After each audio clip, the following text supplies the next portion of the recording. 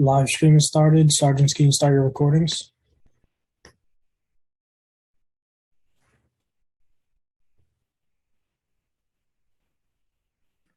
Cloud is good. Sergeant Lugo, if you can give us the opening, please. Good afternoon, everyone. Welcome to today's remote New York City Council hearing of the Committee on Consumer and Worker Protection. At this time, would all panelists please turn on your videos for verification purposes. To minimize disruption, please place electronic devices to vibrate or silent. If you wish to submit testimony, you may send it to testimony@council.nyc.gov. Again, that's testimony@council.nyc.gov.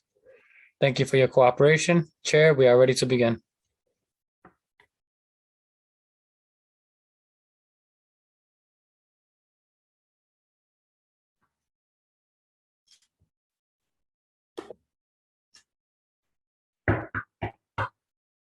And good afternoon. Thank you for joining our oversight hearing today before the Council Committee on Consumer and Worker Protection. First, I'd like to acknowledge my colleagues who are present.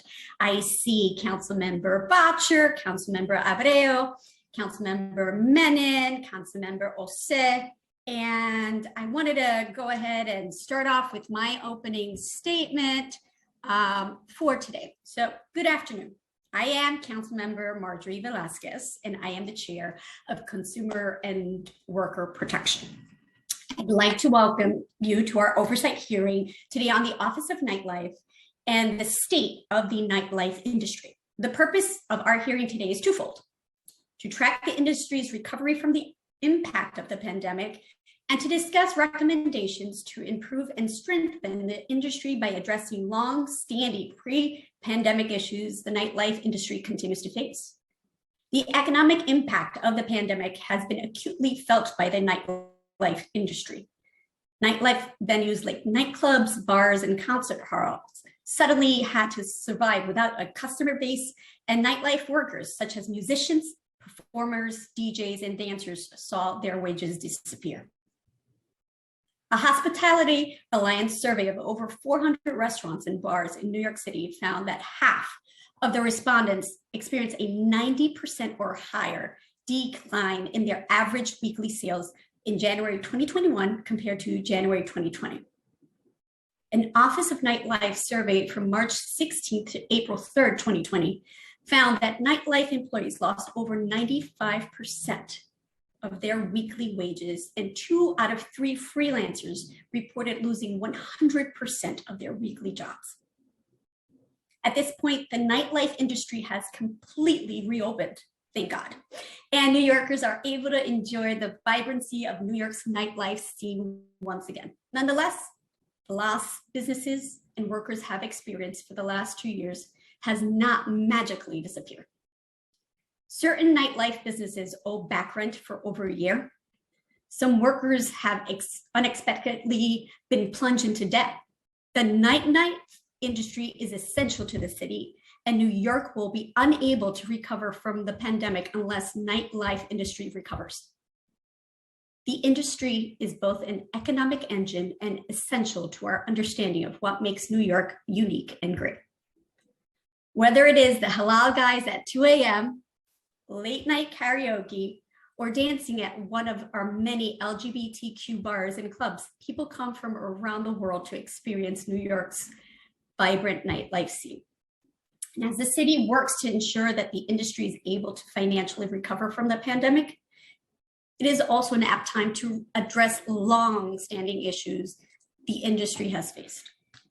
The Office of Nightlife released a report including a number of recommendations that the administration and council can adopt to create a more friendly regulatory landscape for nightlife businesses. And I look forward to a discussion with the Office of Nightlife today to hear these recommendations, including an update on the administration's progress in implementing recommendations that do not require council action. The Nightlife Advisory Board has also released a report including recommendations to improve the nightlife industry. First, I'd like to thank the members of the board who volunteered their free time to produce this report. I'll also look forward to hearing from members of the board about their perspective on the Office of Nightlife reports, recommendations that are advisable and which recommendations they think that the city shouldn't pursue. During today's hearing, we'll also hear from nightlife venues. These businesses can speak on the effectiveness of the city's approach to assisting the industry during the pandemic and what still needs to be addressed. I look forward to hearing from these venues about what are the most critical issues that the administration and council should collaborate on the best way to support the nightlife industry. And before we hear testimony from the administration, I also like to take a moment to acknowledge that a few weeks ago, an arsonist set off a fire at Rash, a queer bar in Bushwick. The nightlife industry has historically been a safe space for members of the LGBTQ community. And the city must take a nuanced approach to ensuring that these spaces are safe without over-policing the queer nightlife venues as well. With that said, I'd like to thank my central staff team, Senior Counsel Stephanie Jones, Policy Analyst Noah Mixler, and my Chief of Staff, Nick Rollison, and my Deputy Chief of Staff, Alex Anderson, for their hard work. And now I'm going to turn it over to Stephanie to swear in the admin.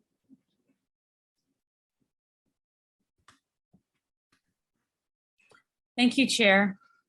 I'm Stephanie Jones, Counsel to the Committee on Consumer and Worker Protection, and I will be moderating this hearing today.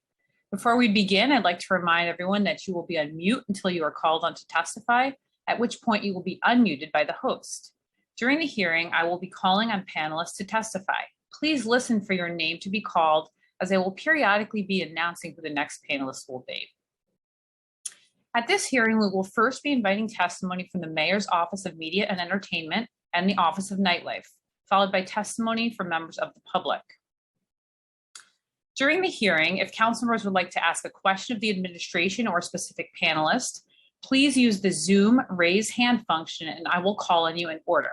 We will be limiting council member questions to 5 minutes, which includes the time it takes to answer your questions. For all panelists, when called to testify, please state your name and the organization you represent, if any. We will now call representatives of the administration to testify. We will be hearing testimony from Joshua Levin, Associate Commissioner of Intergovernmental and Community Affairs at MOAM, and Ariel Palitz, Senior Executive Director of the Office of Nightlife. We will also be joined for questions by Jose Sogard, Deputy Director of the Office of Nightlife, and Kitty Chan, Deputy Commissioner of the Department of Small Business Services. At this time, I will administer the affirmation. Administration panelists, please raise your right hands and I will call on each of you individually to respond. Do you affirm to tell the truth, the whole truth, and nothing but the truth before this committee and to respond honestly to council member questions? Associate Commissioner Levin. I do. Thank you. Executive Director Palitz. I do. Thank you. Deputy Director Sogard. I do. Thank you. Deputy Commissioner Chan. I do. Thank you.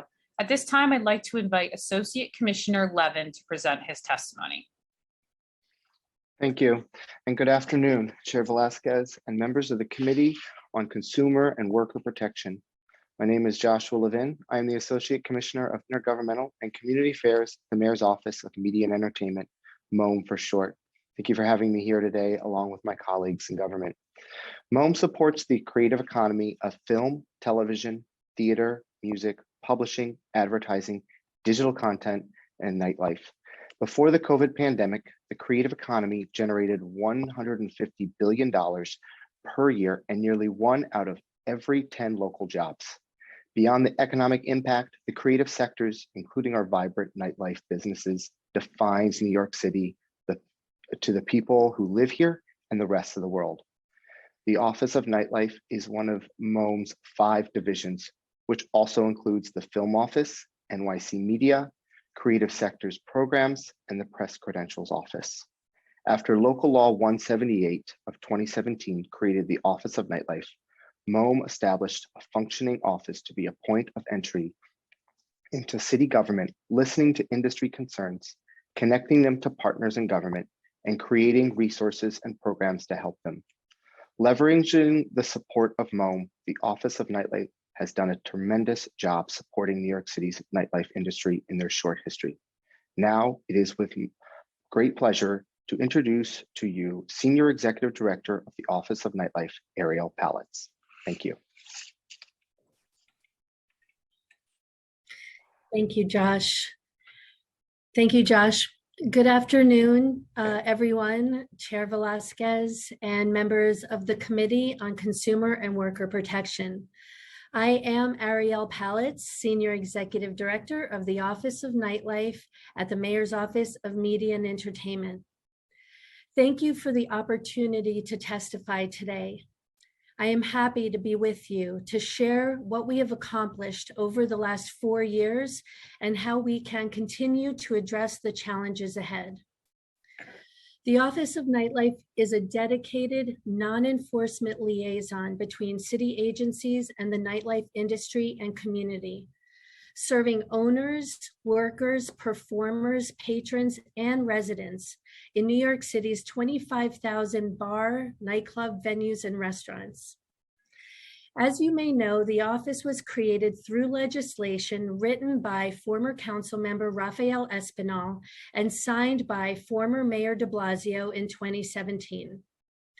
Through the collective efforts of the mayor, the city council, and numerous advocacy organizations and grassroots activists, New York City joined a global movement of nighttime management and governance, which now accounts for nightlife offices and representation in more than 60 cities across the world.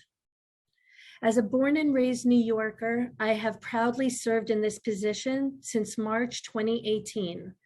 Drawing on my extensive experience in the industry and community, first working as a club promoter and then owning and operating my own club in the East Village for 10 years, while simultaneously serving on the Liquor Licensing Committee of Manhattan Community Board 3 for nearly 7 years. In those roles, I experienced many of the issues that our office would ultimately be addressing, including dealing with staffing, security, booking and patrons, regulations and licensing, inspections, enforcement, and quality of life issues. Upon my appointment as the office's first director, I assembled a team and began to work to establish this new office. Our first responsibility was to listen, to hear from the industry and community. In the fall of 2018, we launched a 5-borough listening tour, collecting feedback from more than 1,200 attendees, and then held focus groups to dive into the critical issues raised at those listening sessions and to learn detailed solutions from within the community.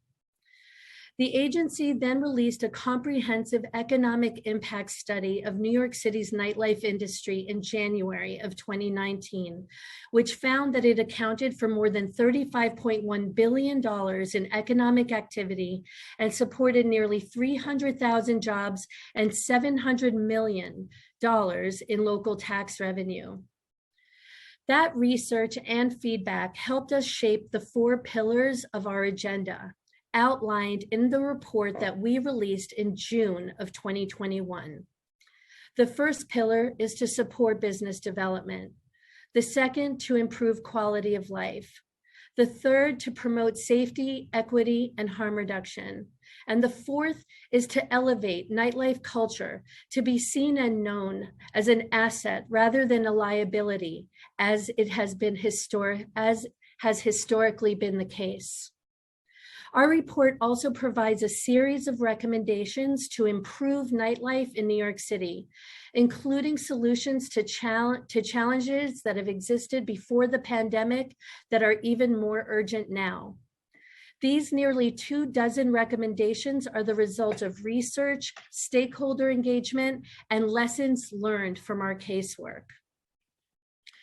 The first pillar, to support business development and now recovery.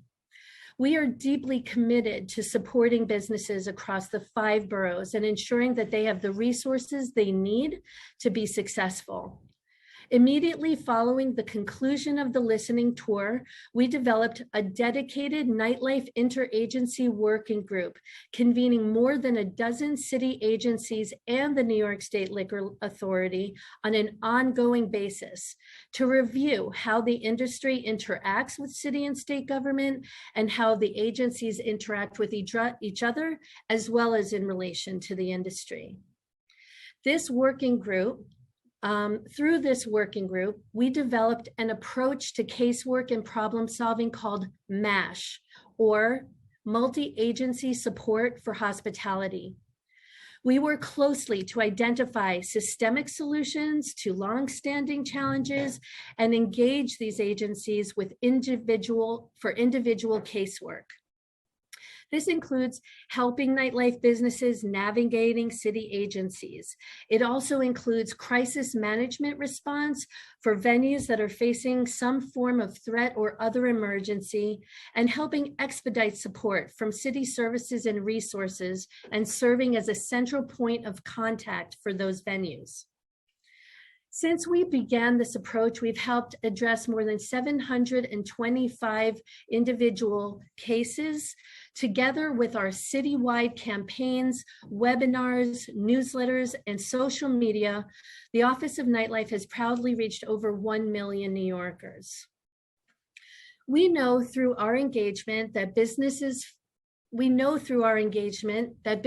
face challenges in navigating city permitting and licensing processes. The city has already made progress to address this. And just last summer, Small Business Services introduced New York City Business Quick Start to help small businesses navigate and cut processing time by 50%. In March of 2021, Mayor Adams' blueprint for economic recovery announced plans to build on this approach by streamlining agency inspections and reviews,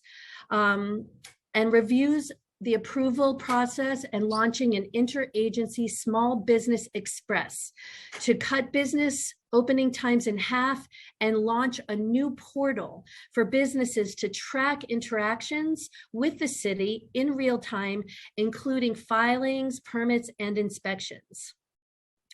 Another challenge identified was the need to expand cure periods for issues that do not pose immediate life safety hazards, to give businesses the opportunity to get into compliance without paying fines. In his first week in office, Mayor Adams announced a new initiative to do just that, directing regulatory agencies to review all fines and violations within 6 months and to recommend specific cuts and revisions.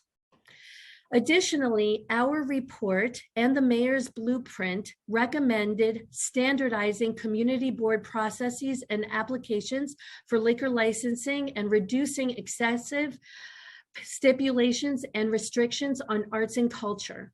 And we are currently working with borough presidents' offices to launch this effort.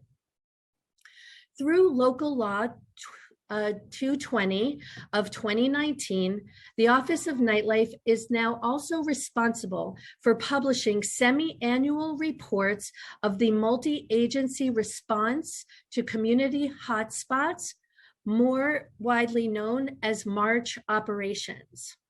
The Office of Nightlife is proud to be entrusted to work with participating city agencies to create a centralized reporting system to provide information to the public about these operations' frequency, locations, and results. That legislation also now requires nightlife establishments to receive written notification from NYPD at least 30 days prior to any March operation, with an opportunity to rectify the conditions and potentially avoid a march by contacting their local precinct or the Office of Nightlife. For our second pillar, to improve the quality of life, we have also introduced initiatives to help improve quality of life issues between neighbors and nightlife establishments. In October of 2019, we launched a pilot program called the Lower East Side Quality of Life Improvement Plan, working with departments of transportation and sanitation and the Taxi and Limousine Commission and the Lower East Side Partnership. This multi-agency plan worked to improve quality of life in one of the city's densest nightlife districts by reorchestrating city services to address the conditions that are unique to life at night. This initiative would also ultimately serve as a model for the Commercial District Recovery Safety Plan during COVID, a multi-agency coordinated approach to address chronic quality of life concerns in commercial districts led by the Recovery Office and Small Business Neighborhood Development from May to December 2021. In September 2020, we worked with our partners at the Office of Administrative Trials and Hearings, otherwise known as OATH, and their Center for Creative Conflict Resolution to launch a new free mediation program for nightlife venues and their neighbors. That program is called MEND, which stands for Mediating Establishment and Neighborhood Disputes, and brings together both parties with a neutral third-party mediator to resolve these disputes through direct communication and compromise before escalating to the need for enforcement. MEND helps venues and residents establish long-term relationships, helping New Yorkers coexist, addressing quality of life while ensuring that small businesses are supported and can thrive. New Yorkers who contact 311 with complaints are informed about the MEND program. DEP, the Department of Environmental Protection, includes it in their outreach to complainants. And we also receive referrals through our partnership with NYPD NCO officers, community boards, the State Liquor Authority, as well as elected officials. To date, more than 83% of all cases that proceed to mediation end in resolution. Moving forward to our third pillar, adopting a harm reduction approach to substance use is increasingly urgent, with the prevalence of fentanyl in cocaine and other drugs resulting in opioid overdoses. In 2018 and 2019, the Office of Nightlife partnered with the Department of Health and Mental Hygiene on its Using Cocaine initiative, conducting outreach to nightlife venues to educate staff about the presence of fentanyl and cocaine, train staff and patrons to respond to overdoses, and provide venues with naloxone kits and preventative messaging. In the fall of 2021, we partnered with the Department of Health and Mental Hygiene again to launch the Narcan Behind Every Bar campaign, holding webinars for nightlife workers to get trained in overdose response and receive free naloxone kits. This campaign is critical to our overall efforts to ensure that venues and promoters are seen as key partners in our collective efforts to combat the opioid crisis in New York City wide. In September of 2021, the Office of Nightlife partnered with the Mayor's Office of Community Mental Health and a nonprofit called Backline Care to launch the Elevate Nightlife Mental Health Initiative. The Elevate Initiative addresses trauma and stress in the nightlife industry, where late nights and high pressure environments can contribute to mental health challenges. The pandemic compounded the stress of these environments and had a profound effect on the livelihood and well-being of our city's nightlife workers, many of whom have experienced sudden unemployment, loss of income, and exposure to illness and grief.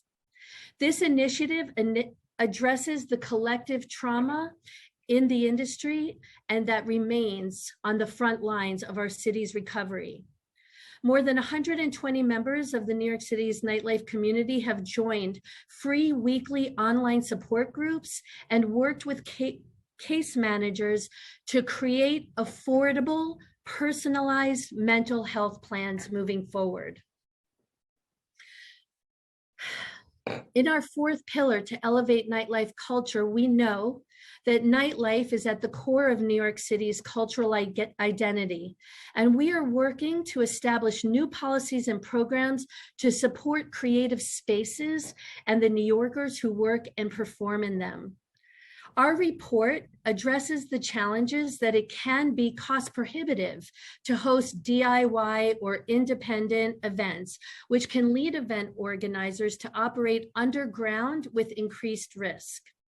We are working to reduce the time and cost to host one-off cultural events through creating a new, faster process to facilitate the use of small spaces for small arts, entertainment, and nightlife activity.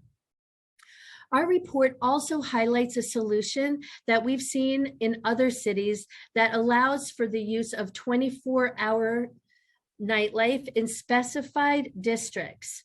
If implemented properly, it can actually help to reduce quality of life issues in highly residentially dense neighborhoods and create a draw for global tourism. We are working now to identify areas where 24-hour use might be appropriate for a pilot program and bring existing after-hours activities out of the shadows. In responding to COVID-19, in March 2020, COVID-19 struck a direct and devastating blow to the nightlife industry. The Office of Nightlife shifted into crisis management mode, fulfilling our mandate to serve as a vital resource to the nightlife community by providing information and guidance while representing and amplifying their needs where the decisions were being made. We immediately surveyed the nightlife community to capture a snapshot of the devastating impacts, which showed that venues and workers lost more than 95% of their income, and freelancers lost 86% of their planned gigs in just the first few weeks. Since the beginning of the pandemic, the Office of Nightlife has held over 40 virtual town halls since April 2020. For more than 20,450 viewers, convening city, state, and federal officials together to share resources and information about regulations and to get answers to the common questions and challenges that we're facing the nightlife community. We also created resources and campaigns to share and explain the new rules and regulations in plain language to business owners and the public. We worked with inspection agencies and our partners at Small Business Services, as well as the Office of Special Enforcement, to prepare the What to Expect When You're Inspected guidance document, focusing on COVID safety compliance. We also created the Takeout, Don't Hang Out window posters and the It's Up to You New York Socialize Responsibly awareness campaigns, which were displayed throughout the city to communicate the current COVID rules. The Office of Nightlife served as a representative for the nightlife industry in the city's interagency business recovery efforts as we all work together to launch emergency programs and initiatives. The city's efforts included the Open Restaurants program for outdoor seating at bars and restaurants, which saved 100,000 industry jobs.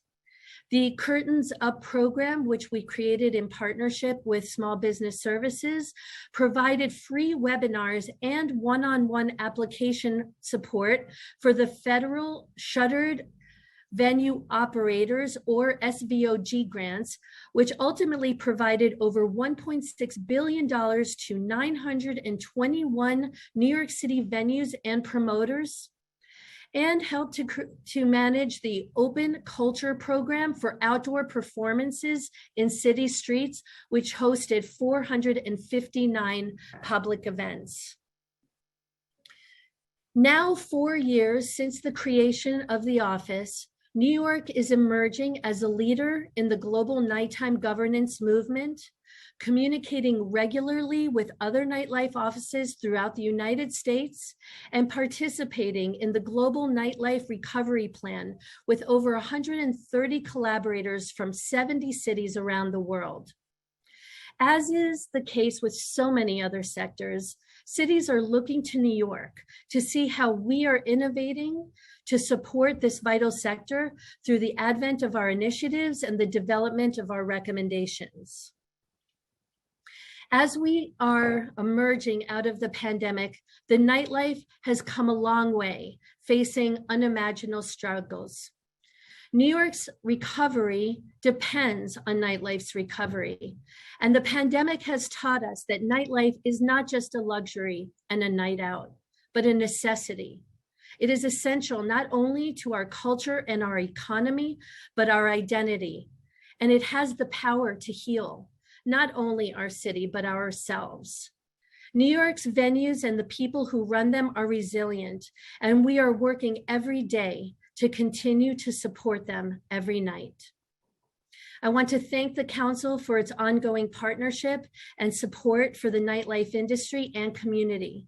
We look forward to working together toward our shared goals of supporting a nightlife that is vibrant, viable, safe, and fair, and enjoyable for all New Yorkers and the people who visit here from around the world. I am happy to be joined here today by my colleagues from the Mayor's Office of Media and Entertainment, as well as Small Business Services, and we look forward to taking your questions. Thank you. Thank you for your testimony. I will now turn it over to questions from Chair Velasquez. Panelists, please stay unmuted if possible during this question and answer period. Thank you. Chair Velasquez, please begin your questions. Great, and thank you for your testimony. It was very detailed, and it is what we need to hear, right? So I just want to get going with these questions. Local Law 220 of 2019 requires the Office of Nightlife to ensure regular reporting on multi-agency response to community hotspot, or marches as they are best known. A march is a multi-agency inspection of nightlife establishments. And can you just please describe for us what triggers a march inspection? Thank you for your question, Chair Velasquez. I will read the statement from the NYPD, which details what triggers a march operation. Indicators that a location may be included in a march operation include summonses, arrests, complaint reports, complaints stemming from the community, 911 calls regarding assaults, disputes, intoxication, 311 calls regarding sound complaints and underage drinking, general disorder incidents regarding response to large crowds, street closures, blocked sidewalks, business violations with city agencies such as health code violations, the fire department issued violations, or lack of cooperation. Thank you for that. And can you describe the areas of the administration and the council, our collaboration together, that should be taken to help boost the nightlife industry? I'm sorry, is this in regards to March, or this is another question? No, moving from topics. Okay. I'm quick about it. Wait, you know what? Let's scratch that. Let me go back to the March. I went out of sequence here. Local Law 220 designates the Office of Nightlife to receive the questions and concerns from the recipients of the March inspections. Has the office received questions or concerns from recipients, and what kinds of issues were raised? Well, historically, March operations did not come with a 30-day notice. And so this new letter that was included in the legislation does direct venues, first of all, to alert them that they have been tapped for a potential march operation, and provides them the information that they can reach out to the local precinct as well as the office to help to improve the conditions, whatever they may be. And so we have received calls from venues as well as their attorneys to understand better why they might be getting a March, and to help them through our MASH approach, which is the multi-agency support for hospitality, to guide them and reinforce them into compliance before enforcement may be necessary. What's the timing on that, more or less? Let's say I have an establishment, has a situation, March order comes out afterwards. What's the follow-up in getting in through MASH? Do they go ahead and you reach out directly? And what's that time period within that? And how do you seek to not only streamline, but set expectations for these establishments? Well, we are not always aware when the venue has received a letter. It is upon them to reach out to us, as is directed in the letter, that they should reach out to the Office of Nightlife, and very often they do. And the letter itself is within 30 days of the March operation. And the moment we receive that call, we help them immediately. We assess what the issues are, and we help them resolve them. For example, if it's regarding a sound issue, we help guide them on perhaps evaluating where their speakers are or other potential solutions. We correspond with the local precinct. It doesn't necessarily mean that a March operation is not going to take place. It is not a guarantee of that.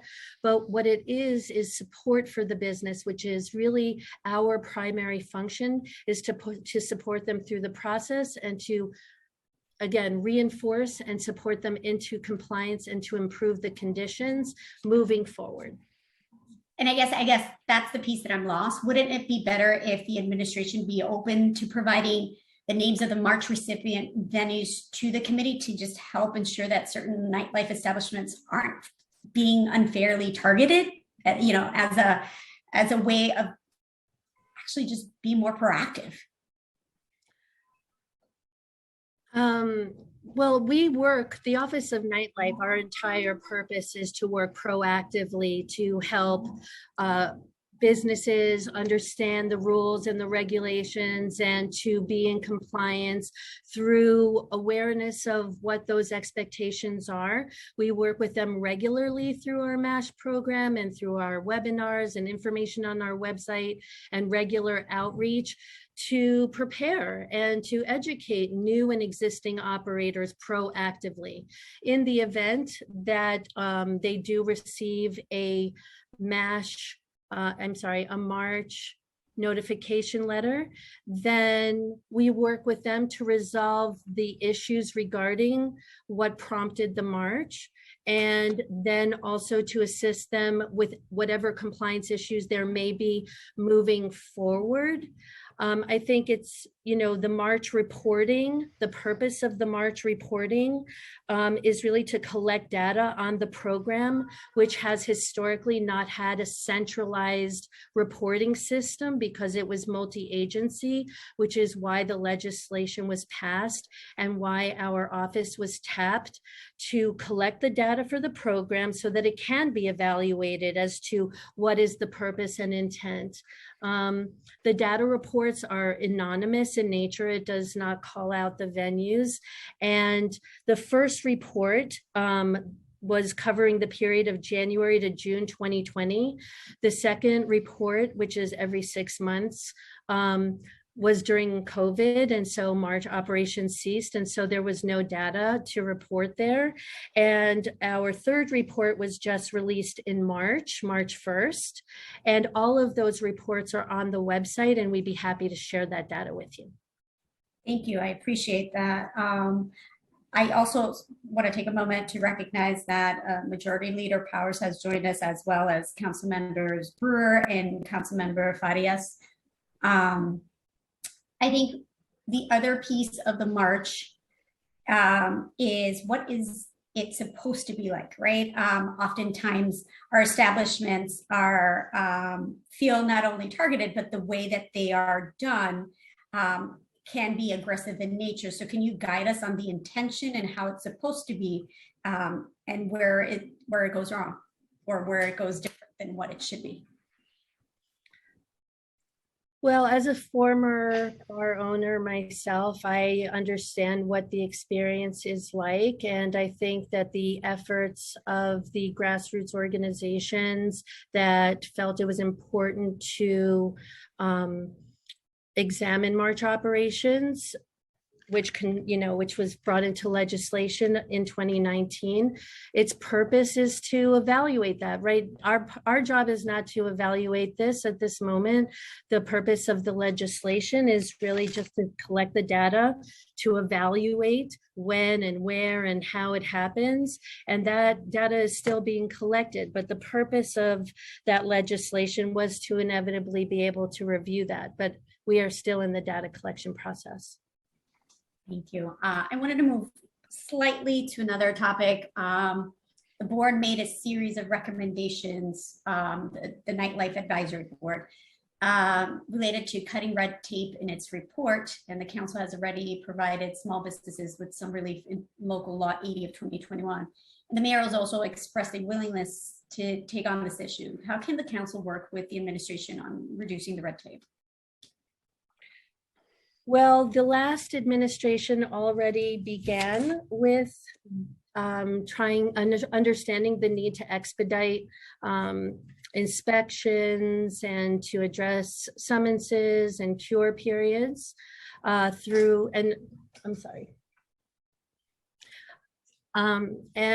the mayor in his blueprint for recovery also addressed the need and urgency to support nightlife businesses and to be able to create programs such as the New York City Business Quick Start Program and now the Small Business Forward Initiative. In the economic blueprint, the mayor did again launch the Small Business Express service to help businesses cut times in opening in half and to create a portal, I think, which is great for businesses to be able to track their interactions with the city in real time, including filings, permits, and inspections. And so, listen, the Office of Nightlife, our main purpose and goal is to support businesses and to be able to really examine the way that the city agencies interact with the industry and to be able to help avoid redundancies and to expedite it and to find cure periods. And so thankfully, the Mayor Adams' blueprint for economic recovery has addressed this need and this urgency, and it is a top priority, especially now as businesses are reopening and we are seeing the trends of new businesses opening every day. Do you feel like there are certain penalties that we should investigate in cutting for our nightlife establishments? Well, the mayor, through his Small Business Forward Initiative, directed all of the regulatory agencies to review all the fines and violations within a 6-month period and to make recommendations on the cuts and the revisions. And so that is exactly what every single agency has been mandated to do by Mayor Adams, and we are all currently in that process. Okay, cool. And nothing just stands out at this point. You're still undergoing review is what you were saying. I mean, the 6-month evaluation period, I think, is expeditious and demonstrates that it's a top priority and the sense of urgency to make the cuts and evaluations where necessary throughout all city agencies, and that is what's currently happening. Do you feel the administration has any plans now or to establish any programs to benefit the nightlife establishments that are dealing with the months of back pay rent that they owe their landlords, and what's those kind of conversations looking like? So the Office of Nightlife, again, its purpose, right, is to help support the nightlife establishments and workers and to make this as easy and affordable and expeditious as possible. I think that the MASH program, by assisting them directly and putting them directly in touch with multi-agencies to be able to navigate any summonses or fines or questions that they have has been extremely helpful in doing so. The Office of Nightlife, through our MEND program, which is to mediate establishment and resident quality of life disputes, was also expanded during the pandemic to provide free mediation between tenants, commercial tenants, and landlords to be able to negotiate or renegotiate and discuss the possibility of renegotiating leases and payment plans without lawyers present, and a free service. But as far as the commercial rent, I would defer to my colleague Kitty from Small Business Services because their agency primarily addresses them. Thank you, Ariel. Thank you, Chair Velasquez. At SPS, we recognize how hard businesses were hit by the pandemic. Here in New York City, and the nightlife and hospitality industry were especially hit hard. To support businesses, SPS launched the first emergency response loan and grant programs in the country and helped with over 16,000 applications for almost $400 million in funding since the beginning of the pandemic. Additionally, we have expanded our commercial lease assistance program, which provides eligible businesses with support in addressing many commercial lease related issues, such as, such as new leases, back rent negotiations, repairs, and breach of contract issues. Since the start of the program in FY18, the Commercial Lease Assistance Program has served over 1,400 unique businesses.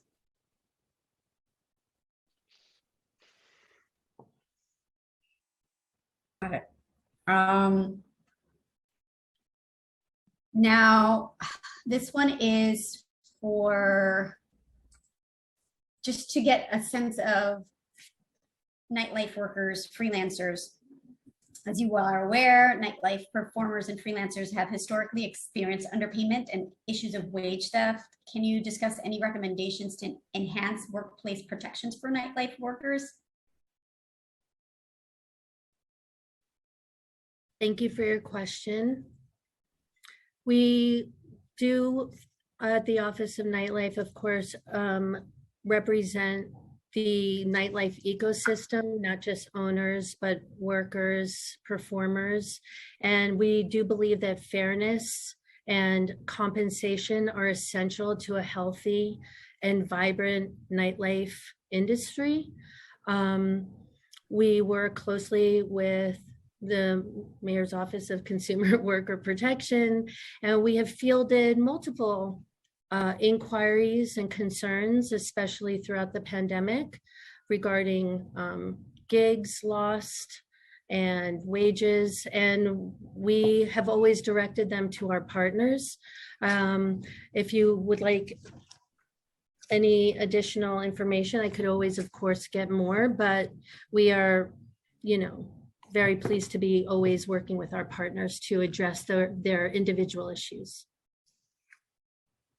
Does the Office of Nightlife do any type of research outreach to the workers, and what specifically that looks like, right? You mentioned partners. Who are those partners, and how do we make sure that workers know their rights? Well, yeah, we've hosted multiple webinars that were specific to the workers, and they are all online, and a lot of that information is, available and current, really. So, we brought in multiple city agencies to be able to work with them for worker rights. We worked with the Freelancers Hub, Consumer Worker Protection. We brought in regarding food security and how to, make sure that people knew where that they could get food and additional services. I don't have all the list of all the agencies that were on these multiple calls at the time, but our newsletter additionally reaches over 42,000 subscribers, and we have nearly 10,000 followers on our social media channels. And our newsletters have shown almost 1 million openings. And so we do feel as though we are reaching the industry and are constantly putting out information in the newsletters, hosting webinars, working with our sister agencies to make sure that the information that they need is available. I can get back to you about the exact makeup of the multi-agencies that were on our multiple worker webinars and the information that was provided throughout the pandemic, but I don't have that in front of me right now. Okay, how about workers that don't have access to technology or have language barriers? How is this communicated to them? So, we do as much as we can as far as reaching out to the communities. I have my card, which will detail all of the places we've done neighborhood walkthroughs.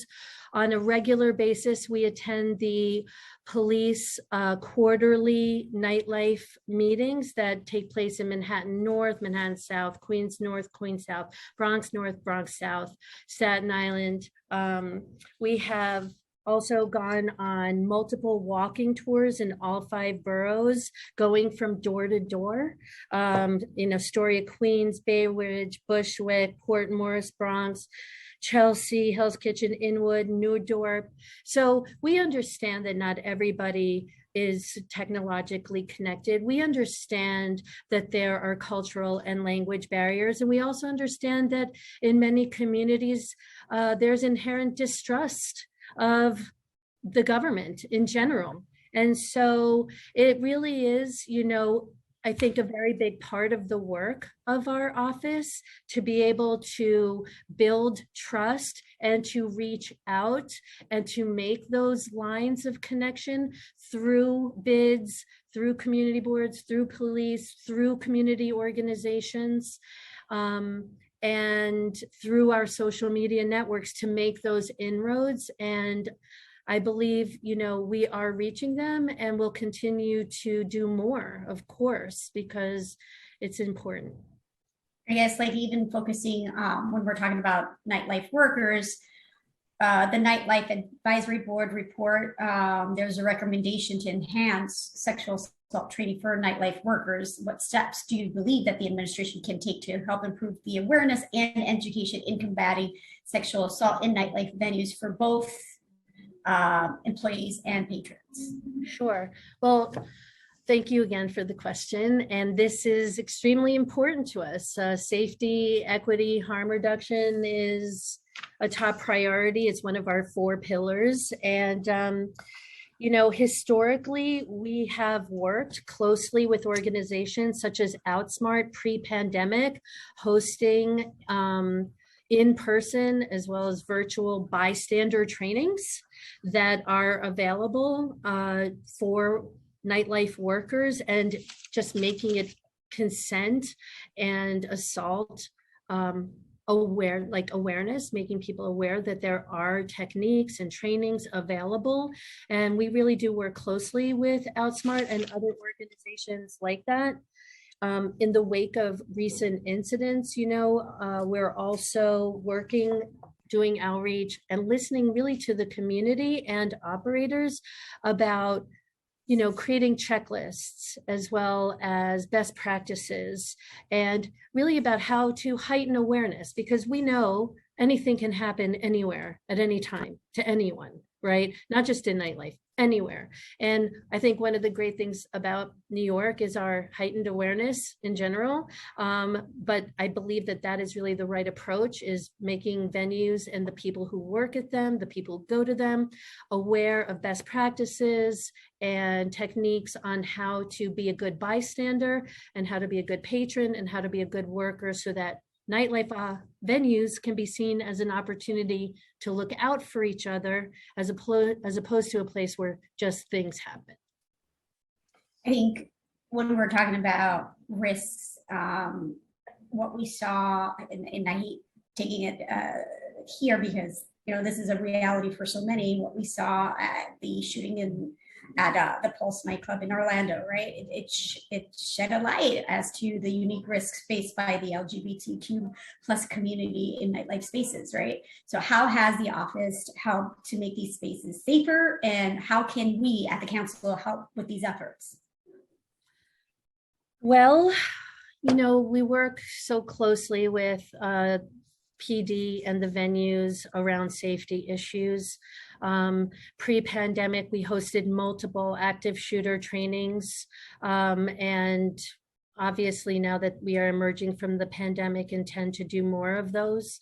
When we go to the Borough Patrol quarterly meetings, we speak about what types of techniques and awarenesses and partnerships are available and what people should be aware of. I think that additionally, we can continue to work with the NYPD on some of the new emerging, especially the LGBTQ liaisons of NYPD that we work closely with, as well as GOAL, in relation to, the most recent issues that have arisen with attacks against venues. I think the purpose and the role of our office is to really be one of the first, if not the first person to reach out to that venue, which I believe we were, and to any of those venues, and to have a strategy in place, which we do, which is to reach out to, again, the venue first, and to maintain their confidentiality, so we don't put it all over Instagram and make statements, because we believe confidentiality is really important in order to build trust with venues, especially when they're experiencing a crisis. One example of one of our immediate responses is to reach out to our partners at Backline Care through our Elevate Nightlife Mental Health, and to make sure that mental health clinicians are available, and to help them organize a meeting for their staff or patrons that experienced the event. Again, reaching out to the LGBTQ liaisons at NYPD and CAU, reaching out to specialists at Small Business Services to implement their capital access and emergency response teams, and also with the city's Crime Victims Assistance Program. And so what we do is we serve as a central point of contact for all the city's resources. We contact each of the individuals. We don't just give them the website and say good luck. We contact each of the individuals. We give them a background on what the instance was and what the needs of the venues are. We compile it into one email with all of the contacts, and we also facilitate the communication. So it's the last thing that the venue has to consider or think about, and they are really just wrapped in services and just can go through us if it's simpler for them. Thank you. Now I'm going to turn it back over to our moderator, but before that, I want to recognize Councilmember Krishnan, who has joined us as well. Thank you, Chair. I will now call on other council members to ask their questions in the order they have used their Zoom raise hand function. If you'd like to ask a question, you've not yet used the Zoom raise hand function, please raise it now. Council members, as a reminder, please keep your questions to 5 minutes. Sergeant at Arms will keep a timer and will let you know when your time is up. You should begin once I have called on you and the sergeant has announced that you may begin. Okay, first we will hear from Majority Leader Powers, followed by Councilmember Brewer. Time starts now. Thank you. And first of all, thank you to Chair Velasquez for doing this hearing. I think it is extremely important that we are laser focused on how to help our nightlife and our venues right now. And I also want to give a shout out to our colleague or former colleague, Rafael Espinal, who's here, who was so instrumental in helping out nightlife and creating this office and position. So a couple of questions I had. I have seen, I've talked to the folks in the industry, particularly in the venues, music venues, independent venues throughout this pandemic, about the real particular struggles they have when it comes to operating a venue at reduced capacity with bands that are, and artists that are canceling because of COVID, and we're certainly seeing an uptick of that, I think, right now with the new variant. I have been pushing very hard to try to get additional grants or programs to help save those ones that are on the verge of losing their entire business because of their very specific industry-related problems. Can you talk to me or tell us what this administration is doing when it comes to helping out with either grants or programs or other assistance, particularly independent venues that are facing potential risk of losing their business because of what is happening in their industry right now? Sure. Thank you, Majority Leader Powers. I appreciate it. Nice to see you. Great to see you as well. You know, I can't really stress enough how important it is to support these nightlife businesses, especially through this extraordinary time. I believe our office is, really set up and is fulfilling the original mandate to be able to help facilitate and to serve as a convener and liaison to existing resources and developing them. And in regards to the grants that were available from a federal level as well as state, we've worked with our partners creating programs like Curtains Up to assist them with the very real need of hand-holding through the grant writing process. I mean, these grants really are the lifeline, to your point, that is a life and death, the difference between life and death of a venue. And these were very, very complex and overwhelming. And we recognized the need right away. And so we did partner with Small Business Services to create the Curtains Up to navigate them through the SVOG. And, I think the proof is really in the numbers. New York City received $1.6 billion out of that pot. And it went to over 900 venues and promoters. There may have been cases where the SBA or the federal government did not. So I want to, just because of time, wanted to jump back in because I'm at 2 minutes now. I think the concern I have is that we're not going to see another round of stimulus funding, but we will see a continued pressure on these organizations and businesses to stay in business at a time where it's extremely difficult. So I guess the question is, at the city level, is there something that we are doing or contemplating to help jump in to save them if they are risking losing their business? Absolutely. And, in addition to all of the things that we do from the Office of Nightlife perspective, like through MASH, MEND, March, Elevate, we work closely with our partners at Small Business Services and the Food and Beverage Partnership, as well as the agency at large. They have a hotline that people can call 5 days a week and many other services. And I think this would be a good time to bring in my colleague, Kitty, at Small Business Services, to be able to share how we work together and how really we amplify the existing resources at Small Business Services. I'm going to just hold it because I have a lot of time. I don't have a lot of time left. Sure. I guess what I'm advocating for is maybe we take a fresh look at ways that we in the city that might provide direct financial assistance to some of the ones that have very specific sector related, tourism related things. But I want to jump just because I don't have a lot of time here. I'm sorry to interrupt, Majority Leader. You can go ahead. You can go. It's fine. This is very important. Appreciate it. Thank you.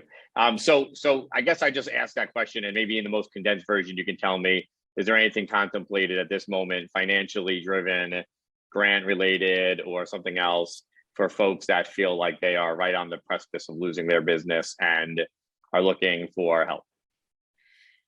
I really appreciate this effort and this question. And I do believe that Kitty from Small Business Services, who's the agency that is designed to help with small business services and financial support, is the best to answer this question. But whatever they do, we amplify and partner with them. Okay, thanks. Thank you, Ariel. Thank you, Majority Leader Powers. At SBS, we pivoted during the pandemic and we really focused on outreach and education. All of our services are aimed towards small businesses. In particular, we expanded our offerings to include free webinars on how to apply one-on-one technical assistance, and assisted with direct connections to lenders, which help increase access to these much-needed funds for those who have the greatest need. We still continue to provide technical assistance through our business solution centers. Okay, I'm gonna have to move on. Just I have a couple more questions, but I'm gonna try to keep it short. One is just SLA reform. It is not at the city level, I get that, but it is so desperately needed when it comes to helping out the bars and restaurants that are standing here, whether it's the length of time, the cost, the process. It feels like it's one of the single biggest things that stands in the way of opening a new restaurant or hurting those that are already in business. Do we have a state agenda wrapped around to look at state liquor authority reform? I've heard for businesses that at the city level and the state level, they will get double jeopardy. They will get a fine from the city agency, and then they'll go and they'll get fined from the SLA. We have the delinquency of getting it, how long it takes. I wonder if we have given thought or advocating for anything at the state level this session that would, and to-go drinks are here to stay. I'm very happy. But beyond that, what is potentially the city putting resources behind to help reform at the SLA?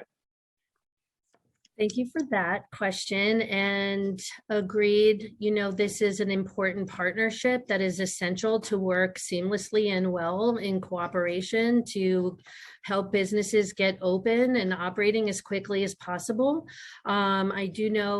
I believe the SLA is aware of the backlog issue and is addressing them. I am proud to say that we have had a state liquor authority represented on our regular dedicated interagency working groups, which meets roughly every 6 weeks for over 4 years. When people are having issues regarding their licensed applications, they are able to reach out to us and to provide their application number, when they submitted, and we usually are able to get them information on their application. And so this is, I think a really important, asset of the MASH multi-agency approach. The city is also going to suspend the liquor license surcharge for the next 2 years that the mayor put in the recovery blueprint, which is definitely an asset. And I think another thing that's really, I think positive is something that was taken out of our recommendation report, which is something we heard from the chair of the SLA himself, was the fact that there are 59 community boards and 59 different types of applications. And the idea of having a standardized community board application process could help to expedite the application process, at least from the city perspective. And so this recommendation that was not only in our report, but also in the Independent Nightlife Advisory Board's report, and now in the mayor's blueprint, has directed the Office of Nightlife to work with the borough president's offices to address the simplification, standardization of community board applications while addressing stipulations that also might hinder creativity. And so collectively, those things are definitely, I think, address your question, but of course, always open to find ways to do more. Okay, my last question, because I don't want to I've already taken up a lot of time.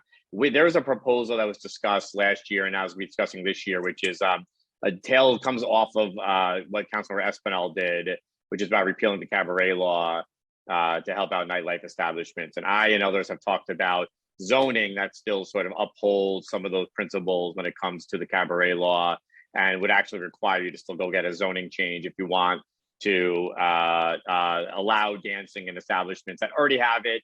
Somebody puts on the jukebox, they dance, they're doing it, but they're breaking the law technically. And we're talking to city planning actually today about how to ways to further repeal that and kind of uphold the law we passed. Does the administration support making changes there? And do you have anything you want to add to what might be necessary there? Sure. Thank you so much for bringing this up, Majority Leader Powers. It's very important to us as well. We included this recommendation in our report, and we do see it as essentially unfinished business on the with the existence of dancing in the zoning. Currently working on with our colleagues at DCP to assess what might be possible. As you have said, there is broad support from advocates as well as the council, and we look forward to working together to see how we can move this forward. Okay, thank you. I'll leave it at that because I've taken enough time, but I just have to repeat, this is the industry that is essential to New York City when it comes to nightlife. It is jobs, it is New York City, it is everything. My dad was a bar owner, and I can't even think about what we'd be going through right now if he was going through the pandemic. So I think for all of us, this is an all hands on deck moment. With that, I'll hand it back over to the chair and staff to hand over. Thank you. Nice to see you. Thank you for answering questions. Thank you so much. Thank you, Majority Leader. Next, we'd like to hear from Councilmember Brewer, followed by Councilmember Botcher. Councilmember Brewer. So, time starts now. Thank you very much. I remember this report that you did a long time ago, and I want to ask, I think it was done by the Nightlife group. I have to say, this, Ariel, give me again the huge pre-pandemic amount that the Nightlife contributed to the city of New York. It was billions. What was that amount? Maybe you mentioned it, but I wasn't at the beginning of your comment. No problem. Good to see you, Council Member. The numbers that came from our economic impact study released in January of 2019 showed that the industry had a $35.1 billion economic impact that supported nearly 300,000 jobs and over 700 million in local tax revenue. Okay, and do we know where we are today? Obviously, we want to get back to that. Do we know where we are today? Or maybe you mentioned that when you were speaking, I'm sorry. No, that's all right. So we know from a recent report from the New York State Comptroller that New York City lost approximately 3 to 4% of businesses in this sector as a result of the pandemic. And the most recent numbers show jobs in this sector are still down approximately 20% from its pre-pandemic peak.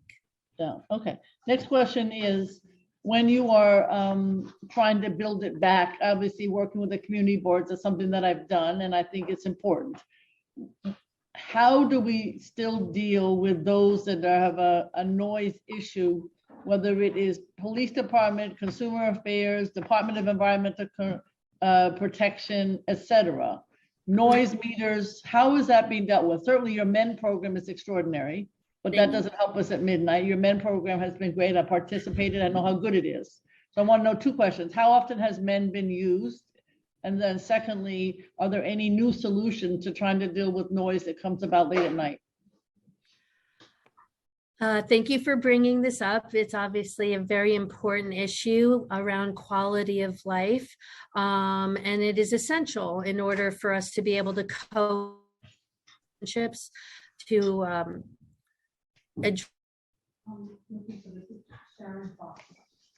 provide business owners the opportunity to resolve any issue that might be arising, and to give them both mutual respect and space to be able to resolve their issues without the need for enforcement initially.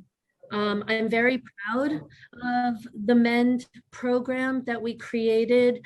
We believe that there was a void in the complaint process, to your point, where an NCO officer might show up at midnight or 3 in the morning to tell a venue to simply turn it down is really not the right time or place to resolve those issues. But I think that what has caused years of frustration is the time that it would take to resolve a quality of life issue and not having the neutral time and space to have direct communication and compromise and to resolve the issues together. And so, whereas it might not be resolved at midnight, the MEND program does work to bring the resident and the venue together within 2 weeks' time. And we work in partnership with the NYPD. When the NCO officers receive a call, they have the information to inform the resident that mediation is an option. We really do believe most residents want to turn it down and not shut it down. And so by being able to address these issues sooner, as soon as the first complaint comes in, it helps to resolve the frustration that comes and the building of the process to go towards enforcement. We work with community boards, we work with elected officials. Many of the community council members receive complaints. We really highly recommend, and they do, refer them to the MEND program. To answer your question, there have since the beginning of this new program, which we launched in, and as of March 22, there have been 467 total inquiries to the MEND program. 241 of those were eligible. Some of them were regarding residents next door, that were out of the scope. And it's complicated because, sometimes the resident wants to and the venue doesn't. Sometimes the venue doesn't and the resident doesn't. But we referred those ineligible. Expired. Oh, I'm sorry. Keep going, that's okay. It's okay, you can continue to go. Okay, so again, 85% of the cases that have chosen to mediate have been successfully resolved. We have currently 22 open cases right now and over 40 that have gone through the system. We believe that we are working to re-educate and to inform New York City wide on a new process of addressing sound complaints. And this is a work in progress, and we believe, again, it's something that really needs to build trust. And through our MASH program, multi-agency support, and to the chair's point, it's also about proactive rather than reactive, right? MEND is there to react and to resolve. But MASH, our office is here to educate and to reinforce how to be a good operator, because good operators make good neighbors. Okay, so I guess what I'm saying to the chair and to everyone is that it would be good to, on an ongoing basis, maybe that's part of the task force, is to give us, oh God, this is crazy, is to give us the opportunity to know some of these statistics on a whatever it is basis, annual, semi-annual. And then because we all want the $32 billion for the city of New York, but we also have to make sure that it's in a way that addresses the community concern. So I would ask that of you, the chair. Thank you very much. I'm sorry, it's very noisy here. Thank you. Thank you. Thank you, Councilmember. Next, we'd like to invite Councilmember Bottcher to ask questions, followed by Councilmember Menon. Councilmember Bottcher. Time starts now. Hello. Hi, Ariel. How are you? I'm good. Eric, how are you? Good to see you. I'm good, thanks. Want to ask you, it's good to see you. Want to ask you about fentanyl kits variant, but those are for use after a person is already overdosed. A lot of people in my district, those who use recreational drugs, even in very rare instances, there's a lot of fear about fentanyl that's killing a lot of people. And I did a search online trying to find where one would get fentanyl strips. The Department of Health materials that your website links to, they really don't have a place to get fentanyl strips. Could you please let us know about your efforts regarding fentanyl strips particularly, and where those are available to New Yorkers? Sure. Thank you so much for your question. As with much of the work that the Office of Nightlife does, we work with our partnering agencies to look at the existing programs and assets that they have, and then work to reframe and campaign and amplify what they are doing in order to serve the nightlife industry and community. And so, you know, the harm reduction approach regarding substance use and the now overdose crisis has been a priority of ours since the beginning of this creation of the office. Recommendations around this are in our report.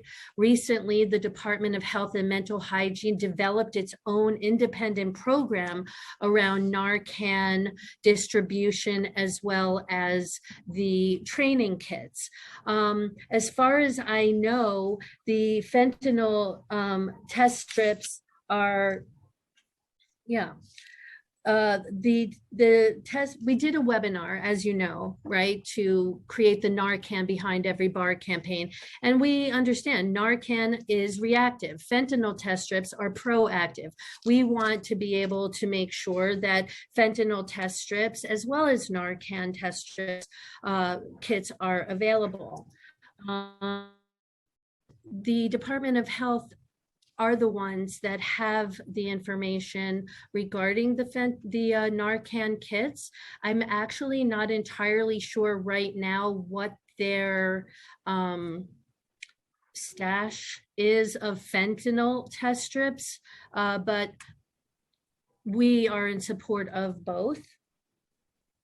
And yes, we educate people during the webinar on how and where they can access it. So I think the answer to your question, Councilmember Butcher, is that we have an existing webinar online right now that has a conversation with the Department of Health and Mental Hygiene that does distribute the information on how to use fentanyl test strips and also where to access them.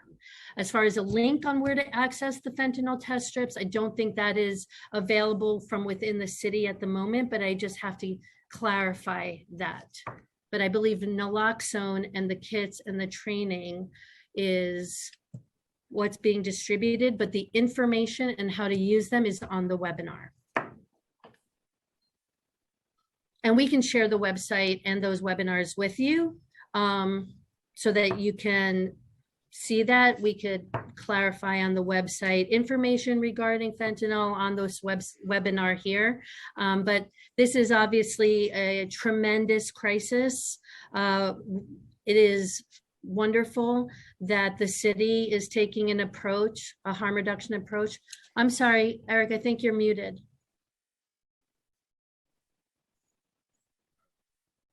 Thank you for unmuting me. I would like to work with you and get links on your website and on the Department of Health's website that very explicitly say, here's where you can get fentanyl test strips. Thank you very much. Thank you. Thank you, Councilmember. Next, we'll hear from Councilmember Menon, followed by Councilmember Abreu. Councilmember Menon? Starts now. Thank you so much. And thank you, Chair Velasquez, for this important hearing. And it's great to be here.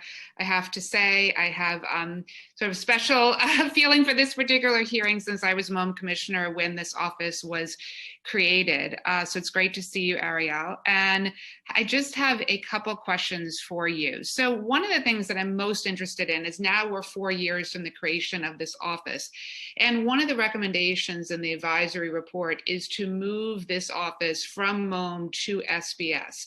I have a lot of thoughts on that. I'd first like to hear, what is your reaction to that? Is that something that you support?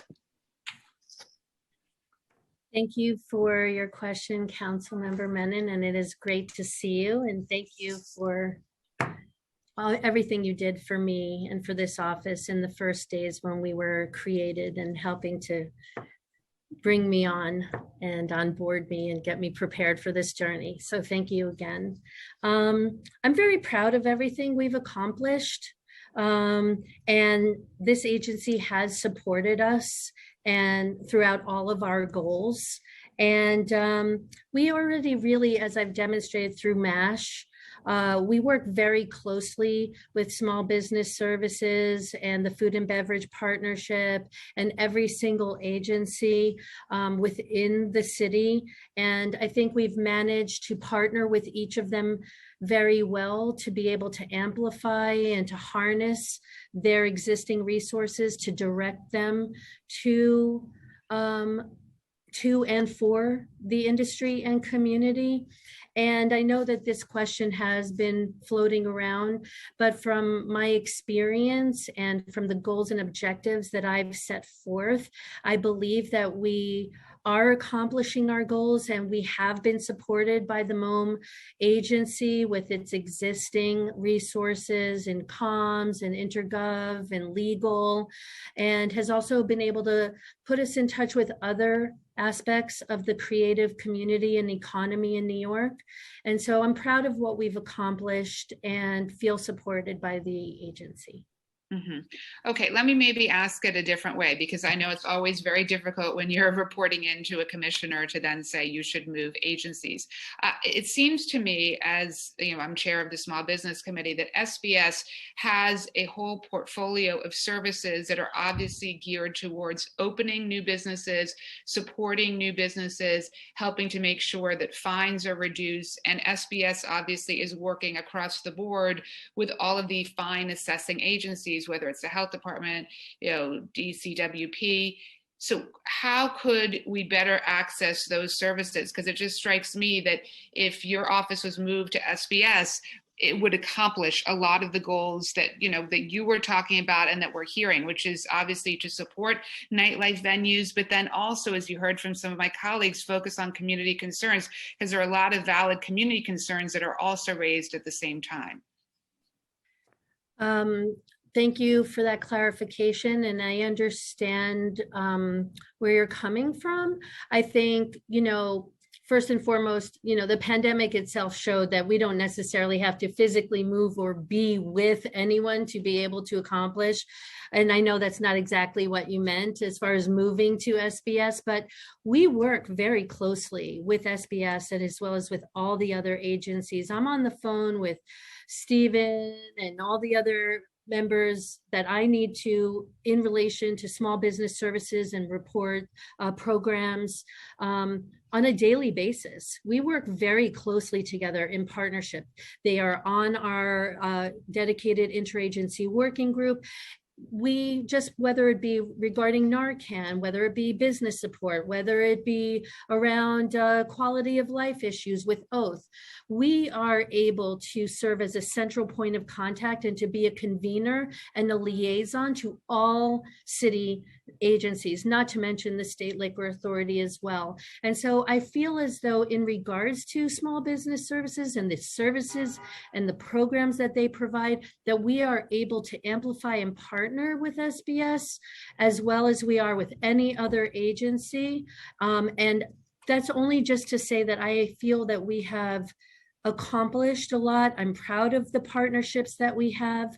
And I feel like it's functional and supported, and the agency and the size of MOM has allowed me to be able to be creative and to be able to navigate the system office from scratch. Okay, all right, that's the end of my time. Thank you. Thank you, Councilmember Menon. And finally, we have Councilmember Abreu. Councilmember, please ask your questions. Thank you. Time starts now. Well, hello. Thank you so much, you all, for your time. Thank you, Chairwoman Velasquez, as well, for your incredible participation, line of questioning, and your work behind today. I have a question, which is, can you please elaborate a bit more or explain how individual member offices can be helpful reaching nightlife businesses that might be disconnected from technology or have other barriers to receiving services? Individual member offices? Oh, council members' offices? Council member offices, yes. Okay, good to see you, and thank you for your question. I mean, I think to Councilmember Bottcher's point, I mean, we really are, or Powers, we really are all in this together. Whether it be the city council, the city agencies, it is imperative now more than ever that we work extremely closely to be able to reach all 5 boroughs, all neighborhoods, people cut off via technology or language barriers or mistrust. And so historically, we have worked closely with council members' offices, doing neighborhood walkthroughs, setting up multi-agency meetings where venue operators can join us at one particular location or going door to door. Anytime any of your staffers receive any complaints or concerns, we have also in the past organized, district specific meetings. So we're really available and look to the council to be partners with us, to work with us, to make sure we're reaching everyone. And anytime anyone reaches out to you regarding any issue, we hope to hear from you and to be able to work together moving forward. Thank you. Thank you.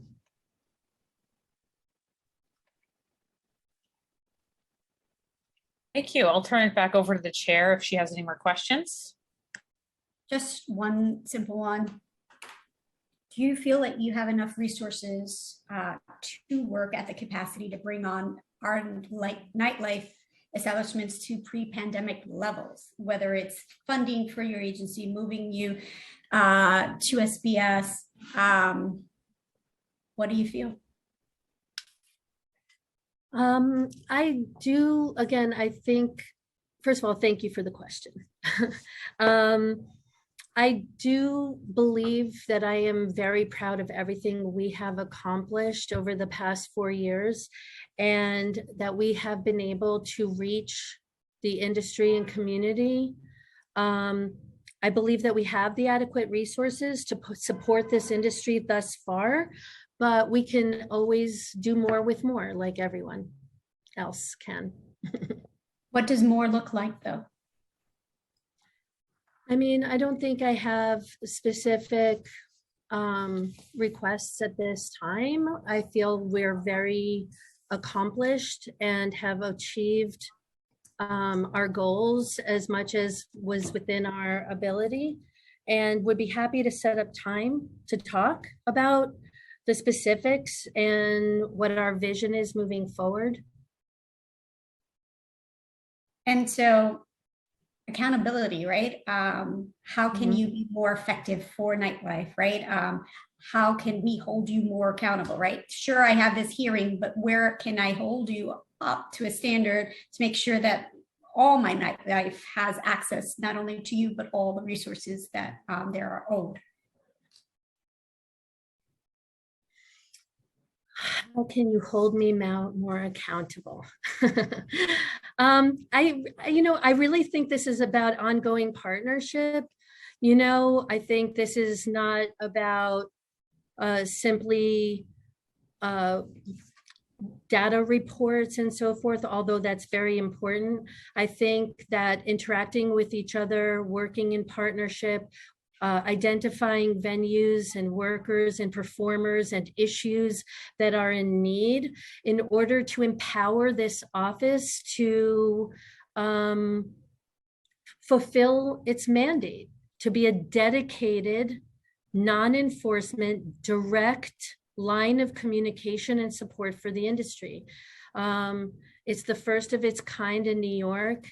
It began 2 years before the pandemic. I was extremely grateful that this office was already in place in order to help navigate the industry and support it through this. And now moving forward, I think we, again, all really have to work together. One of the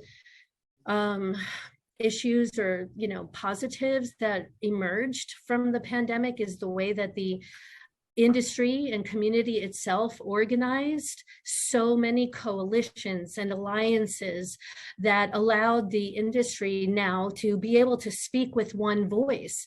I can tell you as a former operator, you know, it's survival of the fittest, and every person in business was out there, you know, really working to accomplish its own survival and goals and needs. But the pandemic really unified this industry and community in a way that will really help us to amplify that voice moving forward. And I just look forward to being able to use the power of what I'm hearing is to share with you and the administration, and to be able to hear from the industry even more effectively so that this office can be more effective to help them. Gotcha. And I mean, and the reason I'm asking is, how do we talk about, and how does the admin look at minority owned venues, right? Beyond MWBEs, but more importantly, when we're talking about enforcement and those rates, and more importantly, the performance with folks. Does City Hall track enforcement at venues based on MWBE ownership and or performers booked? Thank you for the question. Just to backtrack a little to the first part of the question, you know, the report that we released over the summer is 160 pages and is really meant to be as a roadmap and a blueprint. It has over 20 recommendations for the future of the stability and strengthening of the industry. And so we put many of the recommendations and visions and plans, again, to be used as a blueprint and a roadmap moving forward. We know, in regards to the second part of your question, that most enforcement is complaint driven, right? But regardless of the enforcement agent, you know, in large part, again, why we created the MASH program, to be able to have multi-agency communication and to elevate the way that historically New York City agencies, everyone has seen nightlife historically as a liability rather than an asset. So the work comes through our interagency working group and the way agencies interact with each other, with the industry, with themselves. And the MEND program that we created is meant to assist with the enforcement-driven complaints, right? How do we resolve complaints? How do we build relationships within the community? How do we provide an opportunity for someone that is maybe new to a neighborhood through gentrification and only has an anonymous 311 call system to help resolve a quality of life issue with their neighbor?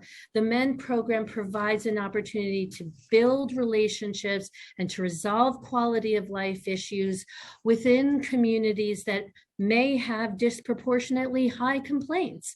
And so we're essentially trying to find a non-enforcement solution to resolving these quality of life complaints. And I believe MEND is doing that. And the more we educate New Yorkers about how to use it, the more we can use this approach to minimize unnecessary enforcement visits and to resolve quality of life issues that are long lasting with their relationships. And the March reports are also intended to be recording the movements and the hows and the whys and the wheres of the March operations. This is data that's still being collected, but our office has been tasked through our existing relationships and the trust we've built with these enforcement agencies to share that information so that all of this can be evaluated.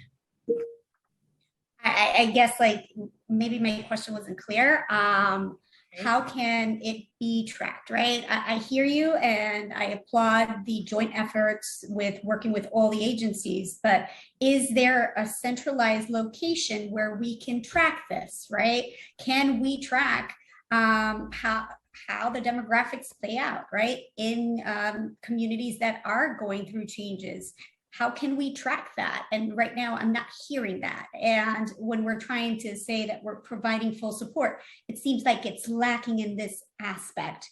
And certainly our communities deserve not only full representation, but full transparency in making sure that we are not only doing the right targeting and outreach, but that we have the right resources to make sure that we are tracking at the right levels. And it just seems that this is lacking. And is it more because there's no centralized agency, or there's no funding for your particular program to track this?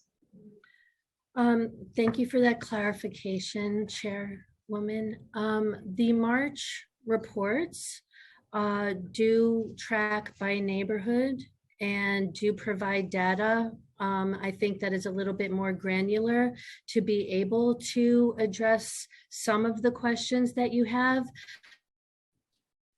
When you're seeing neighborhoods, is it targeted by community boards, the same ones? You broke. Can you repeat it? Can you go back a little bit? You broke off. Yeah, I don't have a very strong internet connection. My apologies. The March reporting does, although it's data, it does identify regions and neighborhoods and does show trends in where the March operations take place.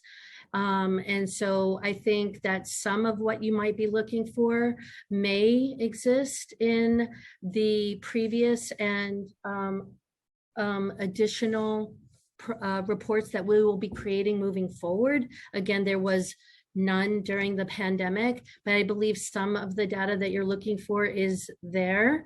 And then anything additional to that, you know, of course, we're happy to be able to speak with you further. So my follow-up question while you were in that weird connection phase was, when you're talking about neighborhoods, does it reflect the community board? Because that's the one that approves the liquor license. So it should reflect then that community board. So it's easier for folks to understand where the needs need to be. And also community boards are the center of communities. So when it comes to outreach to the local small businesses and to the workers, it should be there. I'm not sure I understand your question. You're saying with the data that you presented, you said that the March reports are available through neighborhoods, by neighborhoods.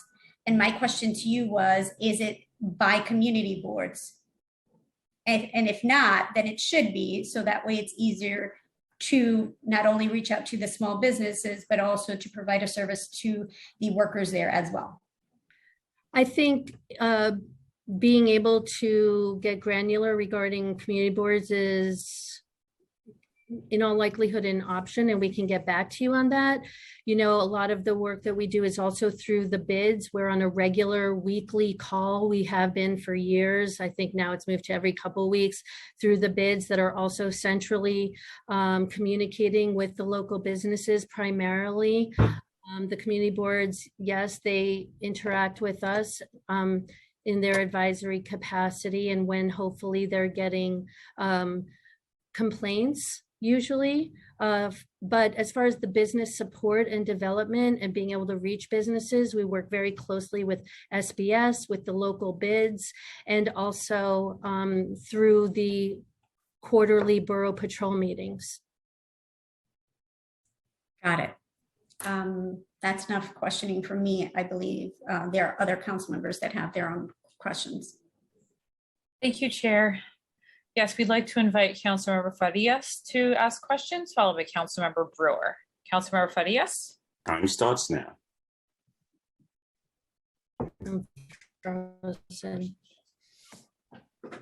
Hi, sorry, we both clicked unmute at the same time, so I didn't mean to do that. Hi, thank you so much for testifying this morning. We really appreciate it. I've been in and out, so please stop me if any of these have been asked. In terms of nightlife economy right now, I know citywide we've seen so many different venues / small business owners really hit heavy by the pandemic. I'm particularly interested in seeing or hearing from you if you have any data or maybe testimonies that you've heard from venues of, in terms of nightlife economy, how that's impacted tourism at all here in the city? Thank you. Yeah, you're welcome.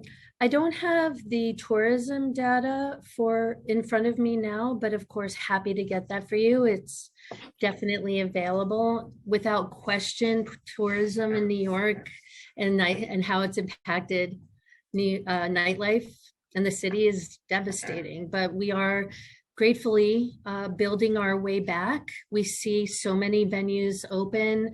We see Broadway open. We see a trend of new venues opening up every day. And so we definitely get a sense that although we have taken a tremendous blow from a local as well as global perspective on socializing and nightlife businesses, that we are on the road to recovery. If you weren't here, I did share the New York State Comptroller's report that approximately 3 to 4% of the businesses in this sector were lost as a result of the pandemic, and that the most recent number shows that jobs in this sector are still down about 20%. So we're definitely not back, but we're on the road back. By any chance, do we know what the percentage of nightlife venues that are directly connected to hotels? As we've seen, the hotel industry forecast is many years away from recovery. So just was interested if we have that percentage or those numbers. We don't have the percentage of those numbers, I don't believe, but of course I can look into it and get back to you. We do work very closely with nightlife establishments in hotels throughout the city. They're a great resource for entertainment that aren't always near residential areas and give us an opportunity to have real dance floors and abilities to have big rooms and loud music. So we are definitely in touch with them and support them through all of our initiatives, and we'll work with you. I think one thing that I could share with you that is interesting is that we just recently had hosted a webinar with NYCC and are working in partnership with them. They provided a special discount code for 50% off membership if you use the code Nightlife, and also free listings on their website. We're working in partnership right now. I don't know if I have the number of how many people have signed up, but we are in the midst of this outreach and awareness program, and the discount is until the end of May 31st. And so the whole purpose is to really be able to highlight the nightlife industry, not just locally, but globally. And they've been a great partner with us on that. That's really great to hear. Yeah, I'm very excited for the Get Local campaign that they have going on. So it's great to hear that our venues will be included in that. Absolutely. Sorry, I see the Deputy Commissioner. Would you like to jump in? Oh, okay. Just want to make sure. I guess the only other thing, and I did hear at some points we're talking about recovery money or stimulus money in the past that has helped folks, the grants that have been out there that have helped folks, but that is going to be temporary, and how we're going to, what steps we're going to take now. I guess the first thing that came to mind, and I'm going to end with this because I have 38 seconds. There's been a lot of discussions around a commercial rent cap. Do we see that as something that will be helpful to our venues and small businesses? Thank you, Council Member. Making nightlife more affordable and profitable is a top priority for our office, but I believe that Kitty from Small Business Services would be able to address that question better, more directly. If you don't mind, I will pass it to her. Sure, thank you. Thank you. Thank you for the question, Council Member. Through our commercial lease assistance program, our focus is on education, making sure that our business owners know and can understand their lease. We provide eligible businesses with support by addressing many commercial lease related issues, such as new leases, lease renewals, back rent negotiations, landlord harassment, lack of repairs, and breach of contract issues. Many of these small business owners don't have access to these legal services. So we're very proud that we've not only funded the program through this year, but it's also expanded to $5.2 million in next fiscal year. Okay, great. Okay, I mean, what I'm hearing is like a lot of things in the city is this needs to be two-pronged. We need to do better at education and better at providing legal services that are affordable or free. And from the excitement I saw from asking the question on every other little camera, commercial rent cap would be super helpful. Thank you so much for your testimony and entertaining my questions. Thank you, council member. Thank you, council member. Next, we'd like to invite council member Brewer to ask some questions. Council Time member? starts now. Thank you. Two things. One is, I think you should stay at MOM. I love SBS, but it makes sense for me. So if there's any way that I can be helpful, because I can read between the lines, I would suggest MOM. As great as SBS, because you have the opportunity to work with a more diverse group than you might at. Second question, casino. Looks like we're gonna have one in New Manhattan. Not to mention other locations. Do you know how that might or might not affect nightlife? Or maybe that hasn't come up yet in your discussions or conversations? I'm not saying whether it's good or bad. I just was wondering how it impacts your industry. Thank you for your question, Councilmember Brewer. We are aware that it's on the radar, but it has not really come close to the day-to-day issues of this office, but we're happy to have a further conversation with you. It's a state issue, as you know, right now, but we have our eye on it and always happy to discuss it further. I'm just letting you know they're all meeting with me, all the people who are applying. They are very clear as to where they want to be. There will be something, I think, in Manhattan, hopefully with input from your industry. But I think you should think about it. I don't know how it does impact, but I would suggest having some discussions on that topic. Thank you very much, Madam Chair. Thank you, Councilmember.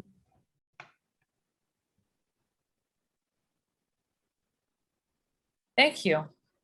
Seeing no further hands raised, we will now turn to public testimony.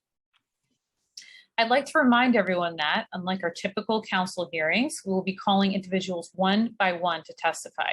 Each panelist will be given 2 minutes to speak. Please begin once the sergeant has started the timer. Council members who have questions for a particular panelist should use the Zoom raise hand function, and I will call on you after the panelist has completed their testimony. For panelists, once your name is called, a member of our staff will unmute you and the sergeant at arms will give you the go-ahead to begin upon setting the timer. Please wait for the sergeant to announce that you may begin before delivering your testimony. As a reminder, your testimony must be limited to only 2 minutes. I would like to now welcome Rafael Espinal to testify, followed by Andrew Ridgey, and then Olympia Kazi. Rafael? Time starts now. Thank you for having me. It's really a pleasure being here amongst former colleagues, former friends, I mean, not former friends, current friends, and advocates who are doing all of the great work and ensuring that New York City's nightlife continues to thrive and our city continues to move, especially during this COVID-19 pandemic. I am Rafael Espinal. I am the current president of Freelancers Union. We represent independent workers across all different industries, including nightlife. You know, when we think about DJs, artists, dancers, performers, party promoters, consultants, designers, photographers, music technicians, et cetera, you know, nightlife is powered thanks to the work of independent workers doing all the work on the ground to ensure that these venues are operating, our patrons are having the best experience. You know, when I was a council member, I introduced this bill and pushed to pass this bill because at the time,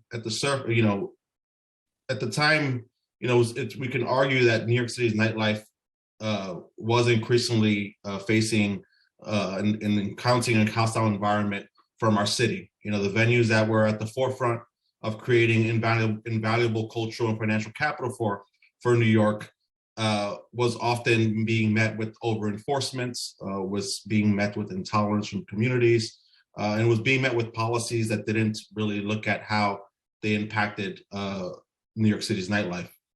The challenges at the time were increasing communication between communities and venue operators to help dissolve quality of life concerns without the need of law enforcement, having an individual in City Hall that understands the challenges venues were facing and will listen to the community and take a comprehensive approach at providing resources to ensure our nightlife venues thrives. On a deeper level, the office is there to provide resources, information for nightlife workers who are often left out of the city's conversations when it comes to labor, and find ways in which it can provide resources to ensure our patrons are kept safe and are met with the needs facing the community at the time. The truth is that the city has been operating blindly when it comes to planning on how it will support an industry that is without a doubt a part of our city's fabric, just as transportation, housing, parks, and other areas are. Without New York City's nightlife, there is no New York City.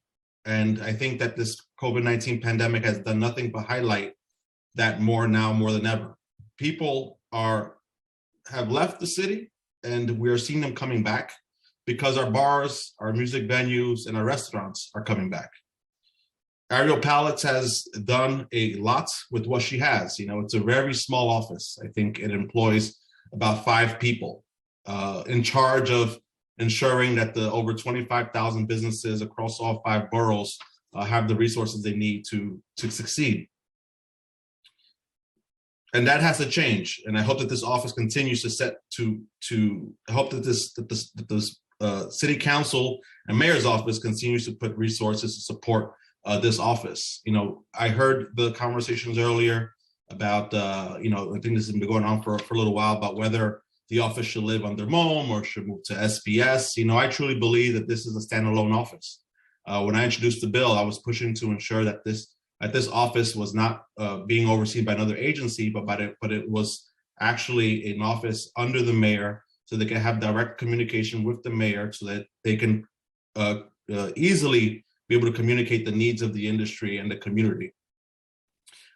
This office, as I mentioned, it operates with about 5 folks. I think it has a budget of under $500,000. There were conversations about how much money the office needs. I think at the very least, that budget should be doubled this upcoming budget. That way she can be able to hire the team she needs to be able to deal with the issues in all different boroughs across the city. Because the reality is the office has been punching above its weight. If we think about all of the questions that have just been asked in the past 2 hours, I mean, I think she needs like an entire agency under her. I don't think she needs an agency above her. She needs an agency under her to be able to deal with all of these issues. So I just again want to express my support for the office. I want to thank all of the work that's being done in the current council to ensure that nightlife continues to thrive. I want to thank Ariel for all the work she's been doing, and I want to thank Andrew Ridgie. I see all of you, right? Olympia, Andy, everyone who has just been involved, and Stephen Clavier, who's on the ground in our venues. Just everyone who's here, continue to come together and support the industry. Thank you. Thank you so much for your testimony. Next, we will be calling Andrew Ridgie to testify, followed by Olympia Kazi, and then Joanna Carpenter. Andrew? Time starts now. Thank you, Chair. Hello, everyone. I have comments I submitted, but I'm just going to kind of speak off the cuff, representing the Hospitality Alliance as well as the Nightlife Advisory Board. I was a speaker appointee. I was elected chair. I'm really proud of the amazing work our board did. I want to just put this into perspective for a lot of people who may be newer to this. I've been doing this work almost 20 years now. We've been talking about establishing an office of nightlife in the city of New York, probably even predating me. I was just in DC at the Responsible Hospitality Institute Summit, and there's people from around the globe. I think before it was said about 60 plus cities have an office of nightlife.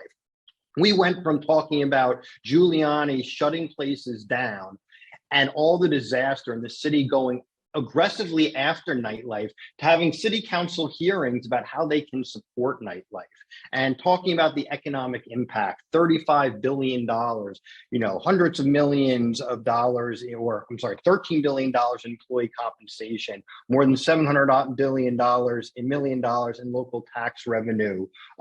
This is vital to the economics of the city, but also the social and cultural value, which you can't put a dollar on.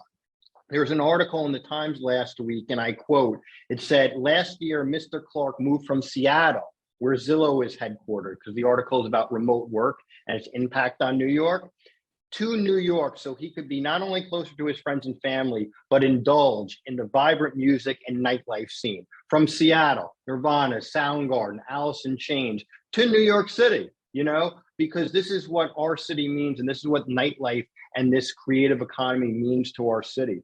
So the only way New York recovers is if we support our nightlife sector and every different stakeholder in it. And I have to say, Ariel, I've known her for many years, has just done an extraordinarily amazing job coming from an office. May I be one more moment? Creating an office out of nothing and putting together a report, which now is the time for the city to look at. Everything got put on hold during COVID. Hospitality Alliance, we worked together on a lot of these programs and the different seminars with the office and other stakeholders. But now, as we hopefully emerge, we really urge the city to quadruple down on the Office of Nightlife, because we need to focus on planning and management of our nightlife economy, not just the day economy. We're a 24/7 city. We're the city that never sleeps. We need to think about how all these night uses interact with the day uses and all different aspects of our city. And that's exactly why an Office of Nightlife is so critically important, regardless of where it is located. The most important thing is that Ariel and her team in the office have the ability to navigate within the various city agencies, and they are empowered to inform policy and to get all of the agencies and the enormous bureaucracy moving in one direction, which is to help support the nightlife sector, employ the business owners, the workers, the residents, and think about nightlife as a critical part of our city, not just an afterthought where people go out to drink and dance. Because we saw when we were supposed to be socially distant, it drove people crazy because we're human animals. They're supposed to socialize, and our nightlife venues are our social spots. So we support the office. We support increasing its funding, increasing its capacity. On behalf of the Nightlife Advisory Board, I will just say it was incredible to work with all of these stakeholders that were appointed by the mayor and the city council. You can go through the report, but we touched on so many important aspects of nightlife that many people wouldn't even think were necessarily related to nightlife, but they are directly related. They are a fundamental part of it. And we'd love to work with the council and the administration on really implementing those recommendations, whether they need legislation, rulemaking, or just policy. And the last thing on the Nightlife Advisory Board is I believe myself and maybe two others of us are the only ones in active terms. It is a 14-member board. We need the speaker and the mayor to appoint the remaining members. So we have a quorum, we can get back to work, really putting through these policies that we worked so hard on, not just with the board, but with stakeholders to put together in our report. So again, thank you so much. I'm happy to answer any questions, but out of everything you do, I know you do a lot in the council. This is so important because nightlife just touches so many people in so many different ways. And we got to come back for the city to come back. Thank you. Thank you, Andrew. As a reminder, if any council members would like to pose any questions to our panelists, you can do so via the Zoom raise hand function. Next, we'll be calling Olympia Kazi to testify, followed by Joanna Carpenter, and then Aurelia Tavares. Olympia? Time starts now. Thank you so much, Chair Velasquez. And, to be after Rafael and Andrew, So my background is very different. I am an architect by training, and I served all my career trying to achieve equitable urban development. But as any good urbanist would tell you, you have no city without arts, right? So I have been advocating for arts, and I am a founding member of the New York City Artists Coalition and the Music Workers Alliance. I'm also one of the lapsed members of the first ever Nightlife Advisory Board, where I served as the vice chair to Andrew. And I really hope that we're going to have a hearing about that report, because it's slightly different from what Ariel presented today. And I think the council and the city would really benefit by her hearing that report too in a separate hearing if possible. So many great things were brought up today from the questions from the various council members, from the questions of the chair, for the comments that Ariel made. I mean, beyond the fact that, my group was among the people who were key in both repealing the cabaret law, and I really believe that we need to amend the zoning, but also passing the transparency legislation around the multi-agency response to community hotspots, and giving so much work to Ariel and her tiny team, because the reality is they were discriminatory, and we're very happy that this law has made them now diminish, and I hope they will disappear and not waste our time, right? Because we need enforcement, but we need real and serious enforcement. I also am very happy that Amanda Frias talked about fair rent NYC. What we discovered very early on was the problem where rent hikes and displacement. New York City is not going to be appealing to anyone when we lose our grassroots culture and our identity. And we're losing that through predatory landlords that are doing exorbitant rent hikes. So Fair Rent NYC Intro 93 has just been reintroduced already. In 3 weeks has 19 co-sponsors, and we had 28 in the previous session. I really believe if we care about culture, if we care about culture, we need to address the issue of rent. If I can say one last comment, thank you so much. So, I want to say that what Ariel has achieved with her tiny team, and I need to give a special shout out to Jose, it is amazing. So we need to double their budgets, exactly as Rafael Espinal said, and we need to allow them to be able to provide the services that the city needs, because I think Chair Velasquez was very fair in asking, how do we make sure you're doing this equitably? How can you report? What about the community boards, etc.? But they cannot do all this stuff without staff, right? They want to report, they want to do the work, but they need resources in order to do that. In terms of placement and the question that Chair Manning also raised, I think it is very important that this kind of office, wherever it is placed, it is just empowered and listened to, because they have been such great connectors. That's what I felt was so important, especially during the pandemic, and with the work that I was doing with artists who were truly the first to be literally growing income zero, and still to this day are impacted. So the work that and they helped, recently we had a win in the state budget, and MOM was actually helped us as much as they could. So all this office becomes a way to connect and understand what is valuable in our community and how do we elevate it. So thank you for this hearing, and I could go on forever. I'll try to submit written comments. Thank you so much. I just want to jump on. I have several questions, I guess, for all three of you, Espinal, Rigi, and Kazi. Hearing the testimonies today from the admin, also your personal experiences, and I think, Espinal, you alluded to this, in having the Office of Nightlife stand on its own and have a larger not only staff, but greater resources to our communities. What would a budget like that look like, and how many members of staff would that incorporate, and how can we on the council facilitate this? Yeah, I would just start off by saying that, as I mentioned, I think the team is only about 5 individuals. I think that there has been many talks early on about what the future of the office can look like. And it goes beyond the central core team. How can we have teams that are focused on in each borough, right? So just doing that math, right? I would say she should have a team of 15 to 20 people. That way, each borough can have its proper representation. Just as when we have issues with sanitation and garbage, each borough has a community board, or kind of like community area station in which you're able to get your garbage picked up or other things, right? So if each borough has its all unique challenges, then it all deserves its all unique representation. And having Ariel to have those resources do that work, I think would be extremely helpful. Do you also see any other agency that would handle the enforcement besides NYPD? Obviously, NYPD would come still in cases of emergencies, but do you find that there's any other agency that can handle the enforcement piece? Well, enforcement, I would say, was always what we were hoping to avoid with this office, right? And you know, I don't have all the details on what happens day to day in the office, but I've always envisioned of the office being able to have a record of the 311 complaints, so they can be able to proactively address those concerns before they reach the NYPD.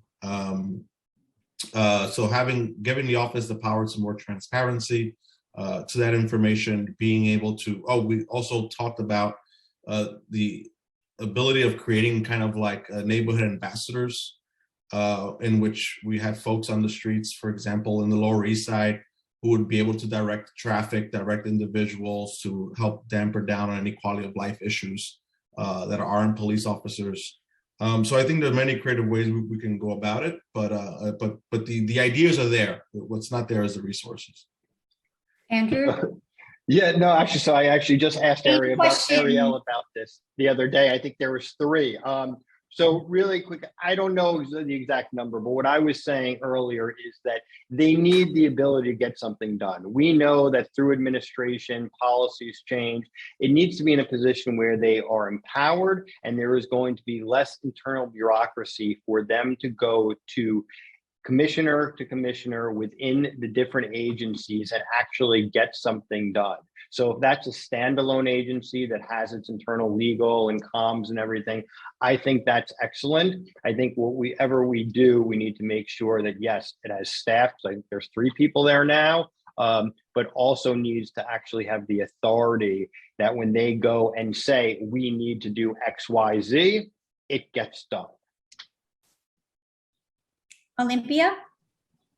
I also think that, so everything that I think Andrew and Rafael have said are I agree with them. And the thing is, we need to be discussing this. And this is why this hearing is great. I feel that it's great that with all these problems that they had in being small, it was a new office, so we learned a lot. So I believe that the next phase should be a step-up process, right? Where they can continue growing on the services that they need. And I think you set up some great priorities today about tracking. Who is it that we're serving? Who are those who cannot be served right now? As Councilmember Abreu asked, there are still some barriers, either because of digital literacy or language barriers, etc. I feel in order for this office to be able to operate in a truly equitable way, they need to have the resources to do outreach, especially in those communities that historically have been fearful of city agencies because they see them as something to avoid. One of the hearings that I had attended as the vice chair, where I think it was hosted by you, Rafael, we had so many testimonies from women. We were talking about, sexual harassment and this kind of stuff.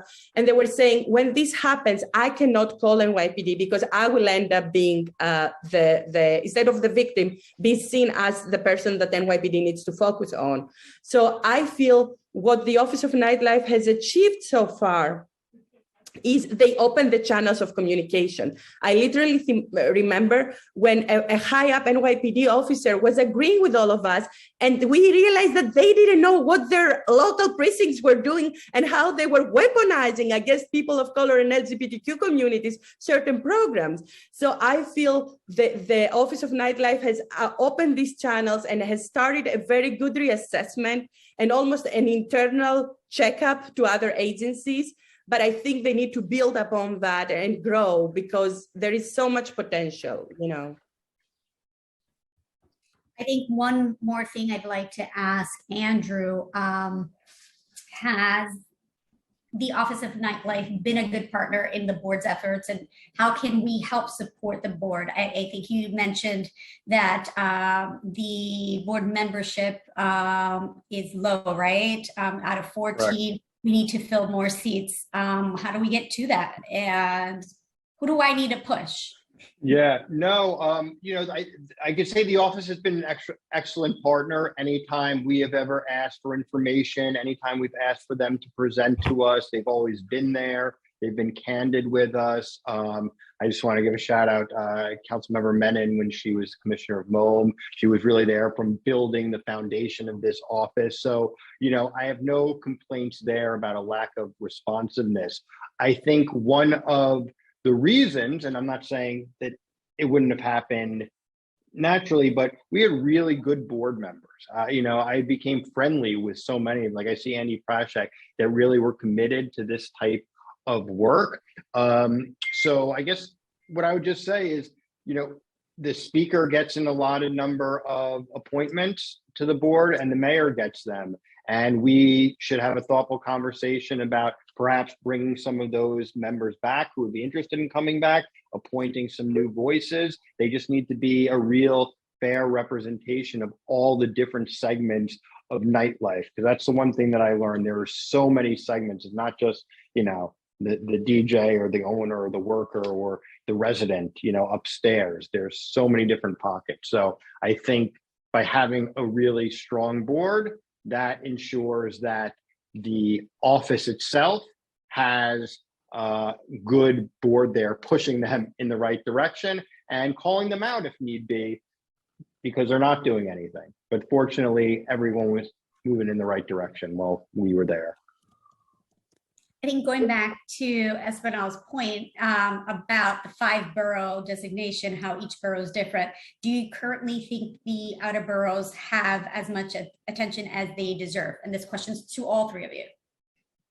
I would just say quickly in my response is, I don't know if they, I don't know if we can ever get the attention that they deserve, but I think it takes grassroots effort, staff, to get out there into the communities to establish those relationships, because they don't happen overnight. They take time to build them, and you need to hire smart, someone that comes from the communities, that understands the different dynamics that exist. So the way that you scale capacity and get more outreach to more communities is by hiring people that are qualified to get into those communities. Thanks. Olympia, you want to go? Yes, thank you.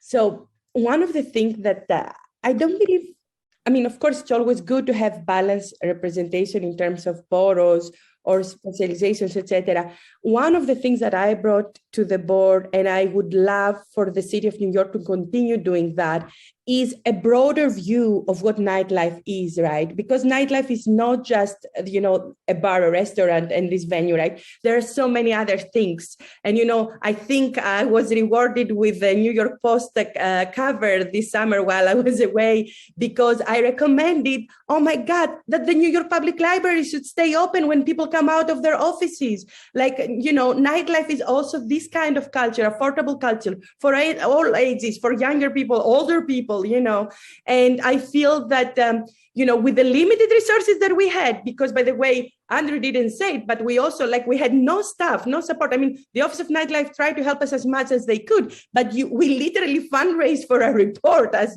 volunteer service members of this board. But I think it would be great in the future. There are so many great people involved in this, but that we understand that nightlife is something broader, and it needs to be equitable, and it needs to include all kinds of culture and labor, because labor, fair pay of the people who are involved in nightlife, it needs to be discussed separately, because trickle down, the industry is thriving. Do you know how many industries are thriving, and the people who build those industries in their shoulder are underpaid or not paid at all?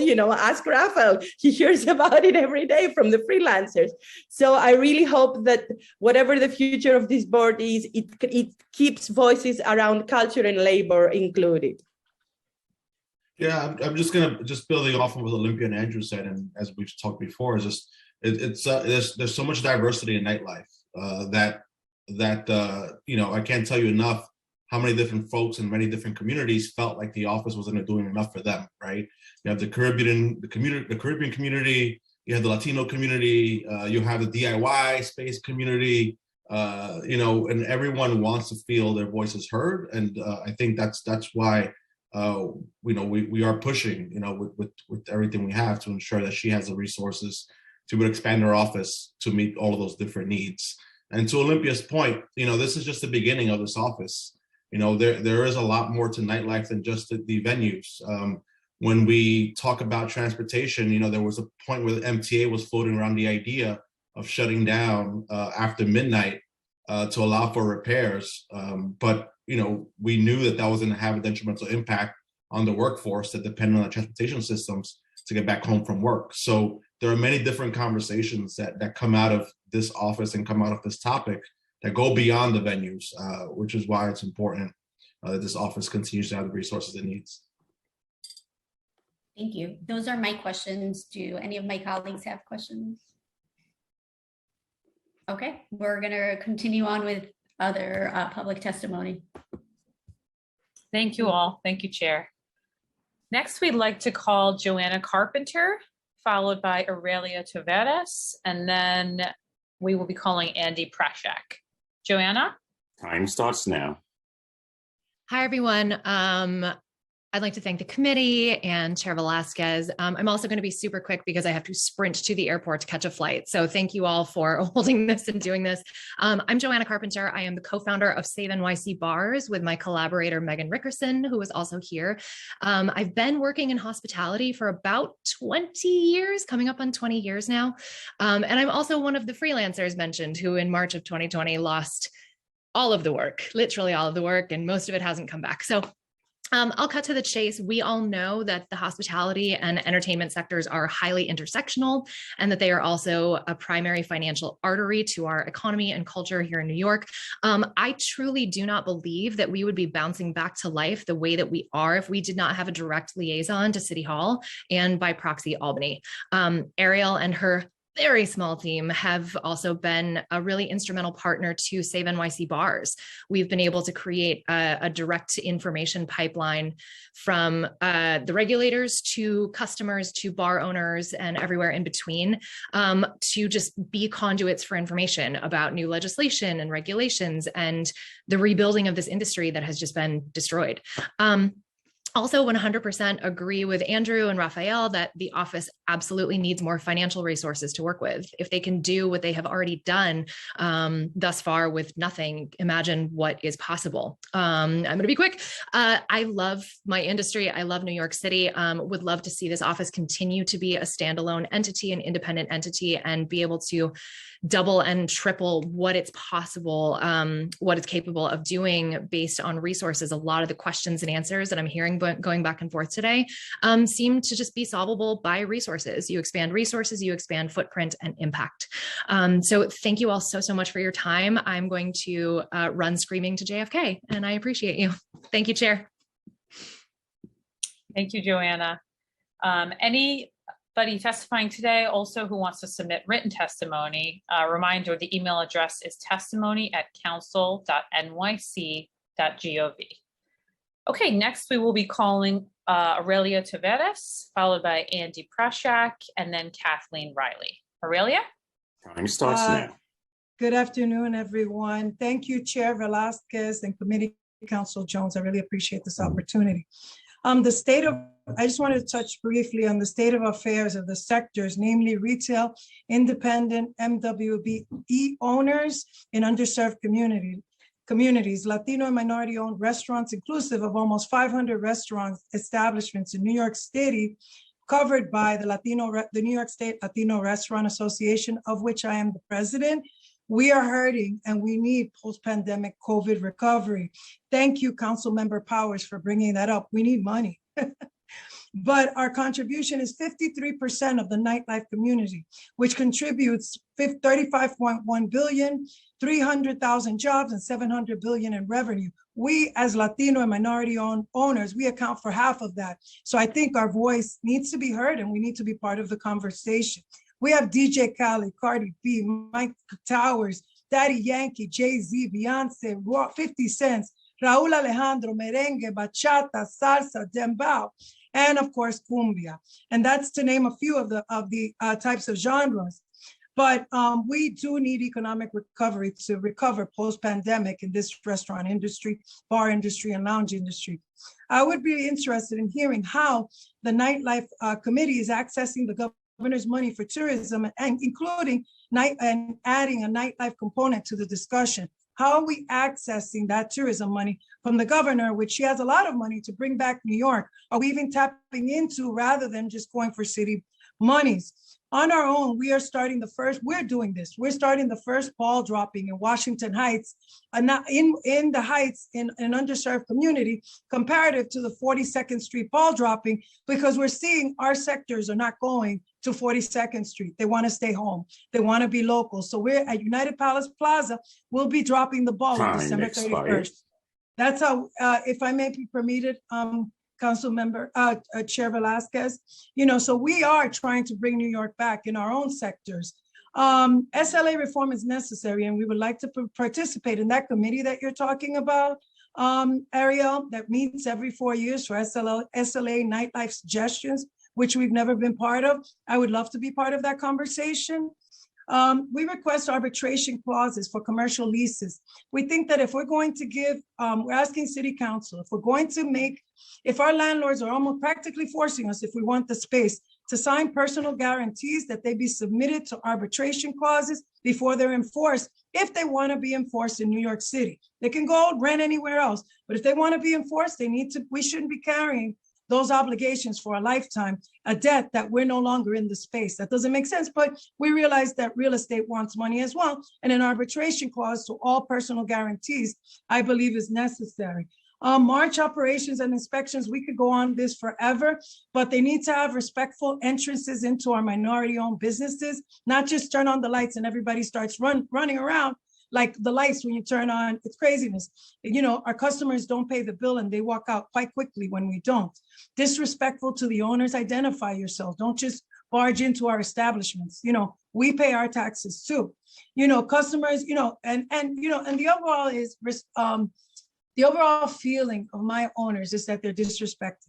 They want all of us to work in an environment. We want to work together. We want to bring back New York, but we want to work as a team.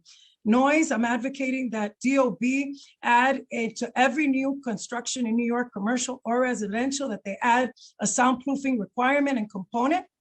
That the soundproofing, they set a soundproofing code that even landlords now, today, they're making us spend $65,000 or more in soundproofing our establishments to stop noise. They're making money too. They need to contribute to it. That a new code be established for soundproofing so that landlords can pay soundproofing, and they must meet code within a certain amount of time, because if we're paying, they need to pay too. Council Member Menon, a person who I respect enormously for establishing the committee. In the past, I would have advocated for the turning over of this agency. We believe we have not been part of this conversation for a very long time. However, Ariel has shown that she can be a true partner. I support this agency remaining independent if there is a commitment to including, we have restaurants, we have rooftops, we have clubs, we have lounges, we have the top of the top, including Latinos, including the Black Restaurant and Asian Restaurant coalitions that we are incubating. If she commits to including the sectors that if she wants money and she wants our commitment to change, we need this agency to change and be more inclusive. But otherwise, I cannot support this agency not being merged into SPS because we want accountability.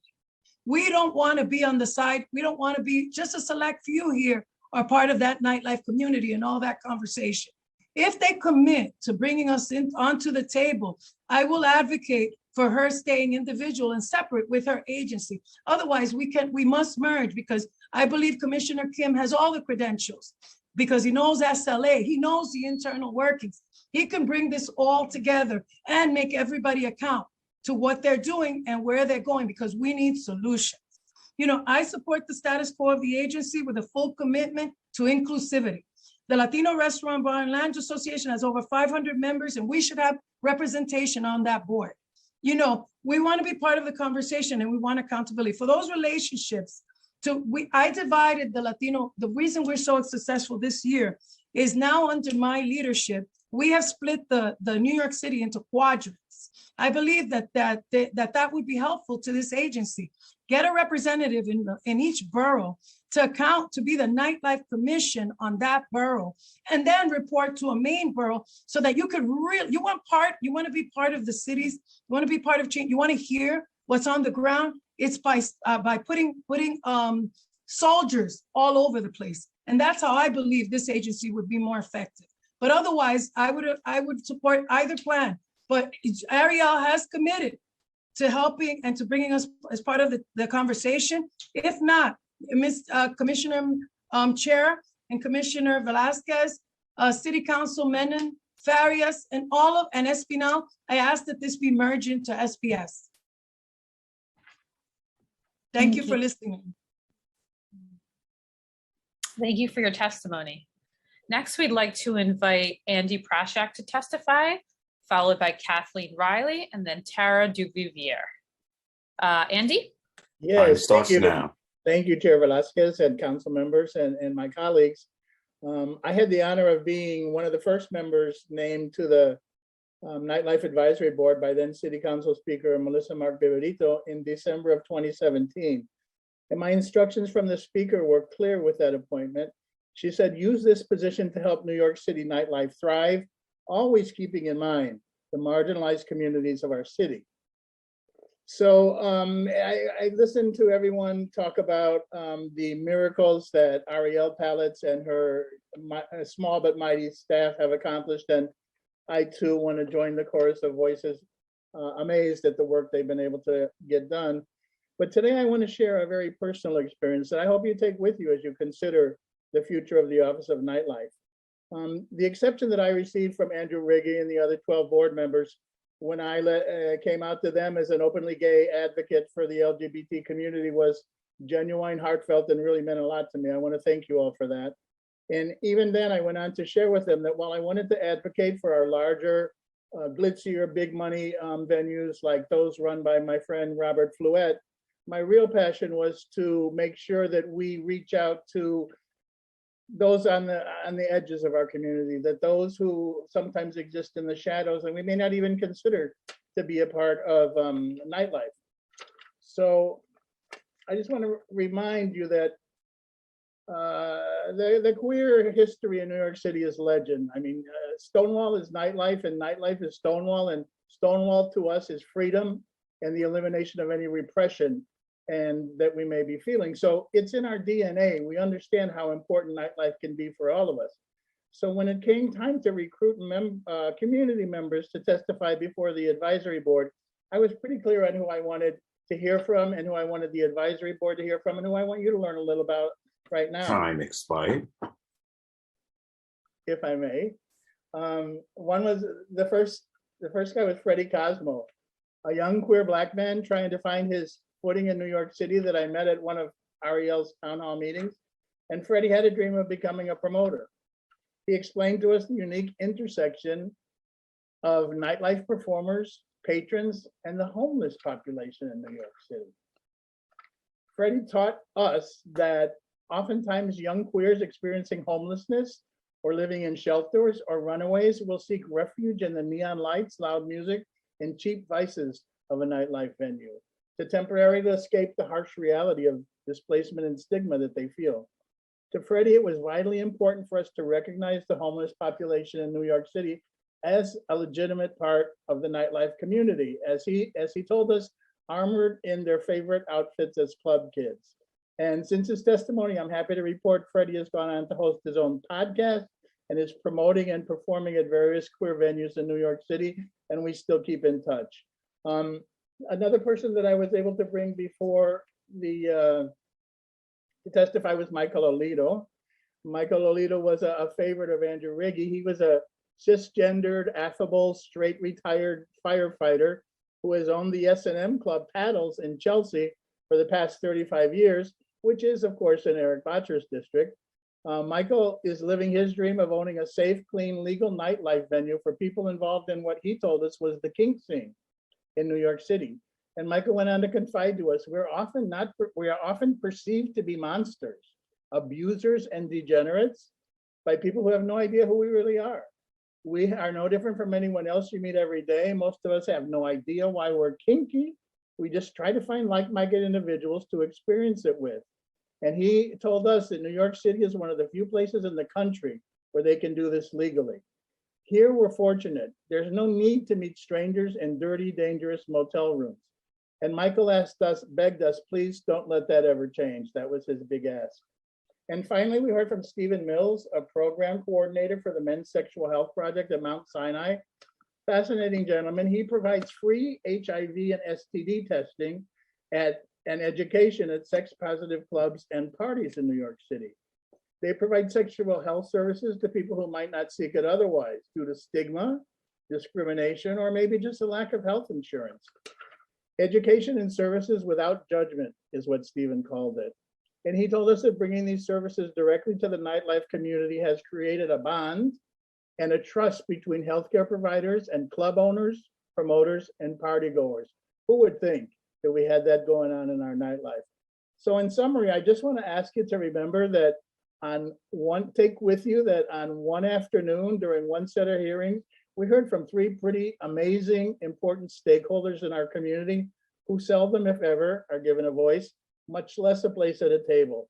Three individuals that we may not have thought of as elements of New York City nightlife, yet they're all important figures in our community that must be heard and must be supported.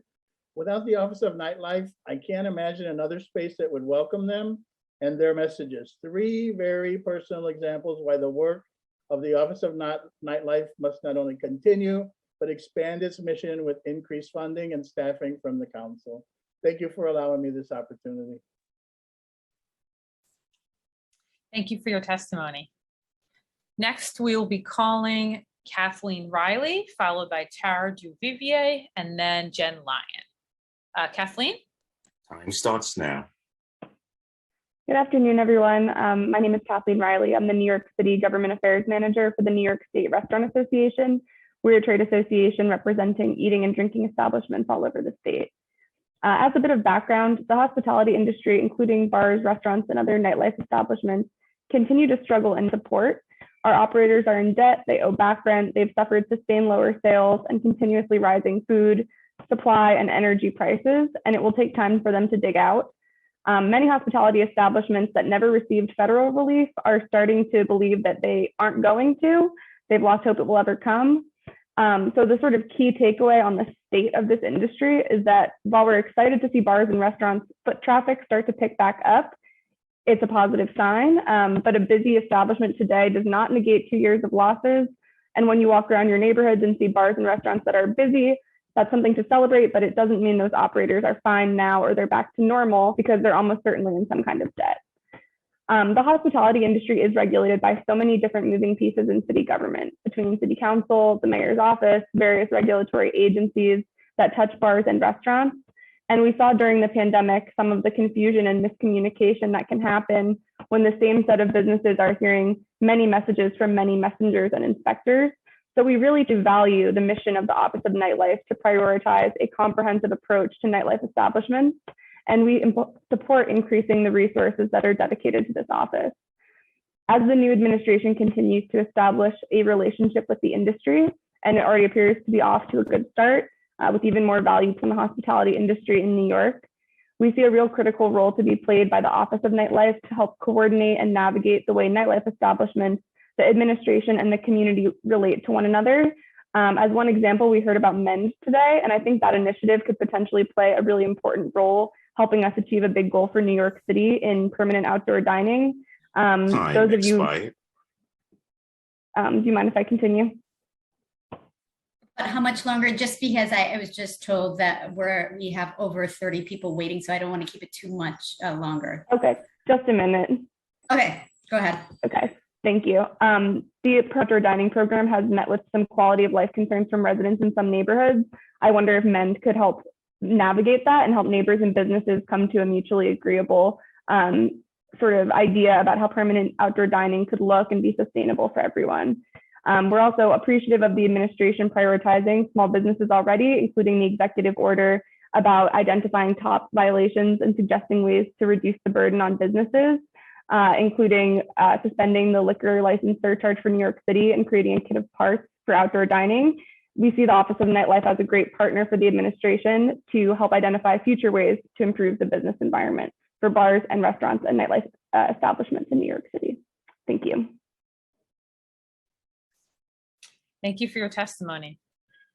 Next, we'll be calling Tara Duvivier, followed by Jen Lyon, and then Adil Ahmed. Tara? Time starts now.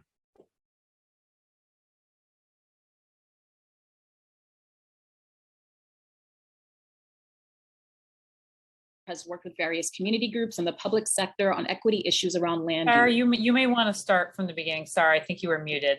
Oh, okay, I thought okay, I'm sorry, I thought I was had the power to mute myself, pardon. Good afternoon, everyone. My name is Tara Duvivier, and I am Senior Planner for Pratt Center for Community Development. For nearly 60 years, Pratt Center has worked with various community groups and the public sector on equity issues around land use. Outside of Pratt Center, I am a member of the New York nightlife community. At this point, I've spent more than half my life in nightlife as an attendee, supporter, event promoter, and DJ. I want to echo former Councilmember Espinal's and Olympia Kazi's comments on the amount of work the office has done over the past few years implementing these initiatives, and I support giving the office more resources. As a nightlife worker and a planner working on issues in New York City, I did want to offer up some comments. In 2020 and 2021, I worked on a chapter of a global nightlife recovery plan with a European-based advocacy group where we surveyed nightlife workers. I've included my section of the report along with my full testimony. Mental health assistance was one of the top 3 needs of respondents. The Office of Nightlife has created a nightlife worker mental health support group. Even prior to the pandemic, it had been noted that mental health is a major concern among light knife workers, so the support group will help people as they try to recover their livelihood. Despite this initiative, direct assistance to nightlife workers is an area I feel the Office of Nightlife has been lacking. The other top needs identified in the report I worked on included cash and rental assistance. In March 2020, we all know that nightlife workers saw their incomes for the foreseeable future evaporate virtually overnight. Their classification as gig workers limited their access to financial relief. Prior to the pandemic, myself and peers faced challenges around being paid in a timely manner by venues after rendering services and have had little to no recourse available to us. The payment fees and structure within nightlife make most of us ineligible for protections under the Freelance Isn't Free Act.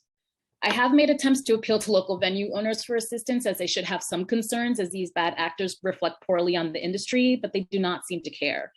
The owner of spacers in New York largely do not reflect the demographics of the workers and contributors to nightlife. The Office of Nightlife needs to do more to address our concerns and support efforts to increase equity. Just a little bit more, sorry. increase equity and ownership. Thank you, Sarah. Please wrap up if you can. Okay. Thank you. As entering this industry as an owner has many barriers. People of color, particularly queer and trans people of color, are originators and drivers of nightlife culture in New York City, and we are often the last to get paid, and we get paid the least. I do believe the Office of Nightlife has done some great work since their creation, but I also believe their focus needs to include nightlife workers, and they should be given the capacity and resources to do so. While nightlife is a business, it is first and foremost a culture. It is sanctuary for many of us who have been excluded and shunned from the larger society, and for many of us, it is our livelihood. Ensuring that those who create the culture also benefit from it in an equitable manner is not an impossible goal, but requires that we advocate for it and are given the opportunity to shape this new future with willing partners. Thank you. Thank you for your testimony.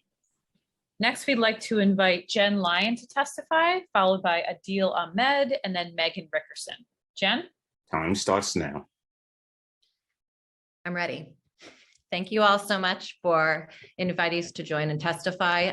We did submit a written testimony, so I'm going to go a little bit more off the cuff because I know you want to keep it to 2 minutes, and I'm ready for that. I want to thank Keith Powers and Ariel Pallets, Chair Velasquez. Thank you for just advocating in general. I represent NYIVA, the New York Independent Venue Association. We represent independent venues, promoters, festivals. So you can think Celebrate Brooklyn, Bowery Ballroom, Birdland, Blue Note. And we worked very hard to organize, and here we are, gratefully, to be able to talk to you about what our needs are. The quick kind of top line is that we did get some interaction from the city and from the state, but I would like to say respectfully, we just ended up in a very hard situation in New York City. Half of our members are in New York City. And while we did get some federal support, we really are finding that all of our counterparts in other cities, the majority of other cities and states, are giving support to similar entities to ours, to venues and promoters. And we're just not receiving that same support. Yet we're in a harder hit city. We were shut down for 15 months. And the meaningful support we need, we haven't been able to find the conduit and the way to really make that connection.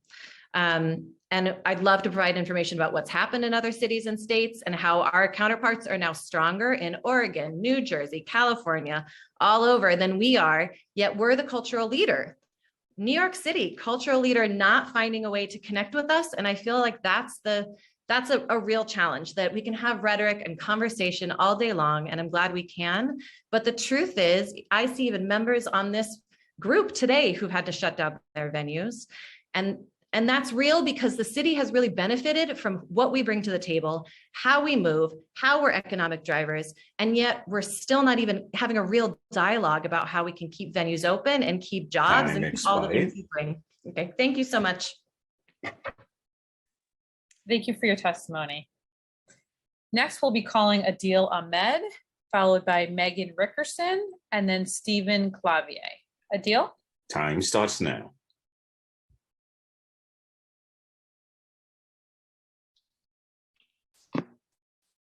Hello, can everybody hear me? Okay, awesome. Yes. Good afternoon, everyone. My name is Adil Ahmed, and I'm the community organizer of the Black Institute. Today, I'll be reading the testimony of our executive director, Bertha Lewis. So these are her words. Our organization is a racial justice action tank. One of the closest issues to our heart are the inequities that exist among Black and Brown nightlife owners in New York City and the neglect of the Office of Nightlife's action to address it. In 2019, we released a report, Cabaret 2.0, which showed the March raids, which were rooted from the racist cabaret laws, specifically targeting Black-owned nightlife businesses through revoking their licenses. It's a fact that minority-owned establishments are targeted at disgustingly higher rates, resulting in many of them closing their doors.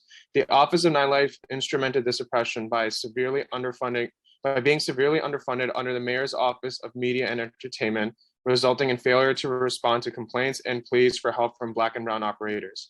Bertha Lewis believes that all of this falls on the shoulders of Senior Executive Director Ariel Palitz. When we came out with Cabaret 2.0, we attempted to bring the plight of Black and Brown nightlife operators to her attention, only to be met with dismissal and derision in meetings we had with her. She's doing nothing to stop and everything to encourage the oppression of these establishments, with these businesses remaining main targets of law enforcement and receiving no help from the office. There's real opportunity for nightlife in New York City to flourish once again with minority business at the helm, but there needs to be some changes in order for this to happen. And so it is necessary that Ariel Palitz be removed as Senior Executive Director for lack in care and communication on the higher rates in targeting of Black and Brown operators. The Office of Nightlife be removed from MOME's jurisdiction and stand alone as the Mayor's Office of Nightlife, being abbreviated to MOON. The Office of Nightlife's budget be dramatically expanded to provide the services that nightlife establishments require. All operations and services currently under the Office of Nightlife be overhauled with respect to updated target demographics for these operations and services. And lastly, the Office of Nightlife must make an annual report to the City Council and Mayor explaining their diversity plan and how they help minority nightlife establishments. Expired. I'm just wrapping up. We can make New York City nightlife more vibrant and diverse, but we must recognize that a broken system led by incompetent racist officials will only serve to hamper that.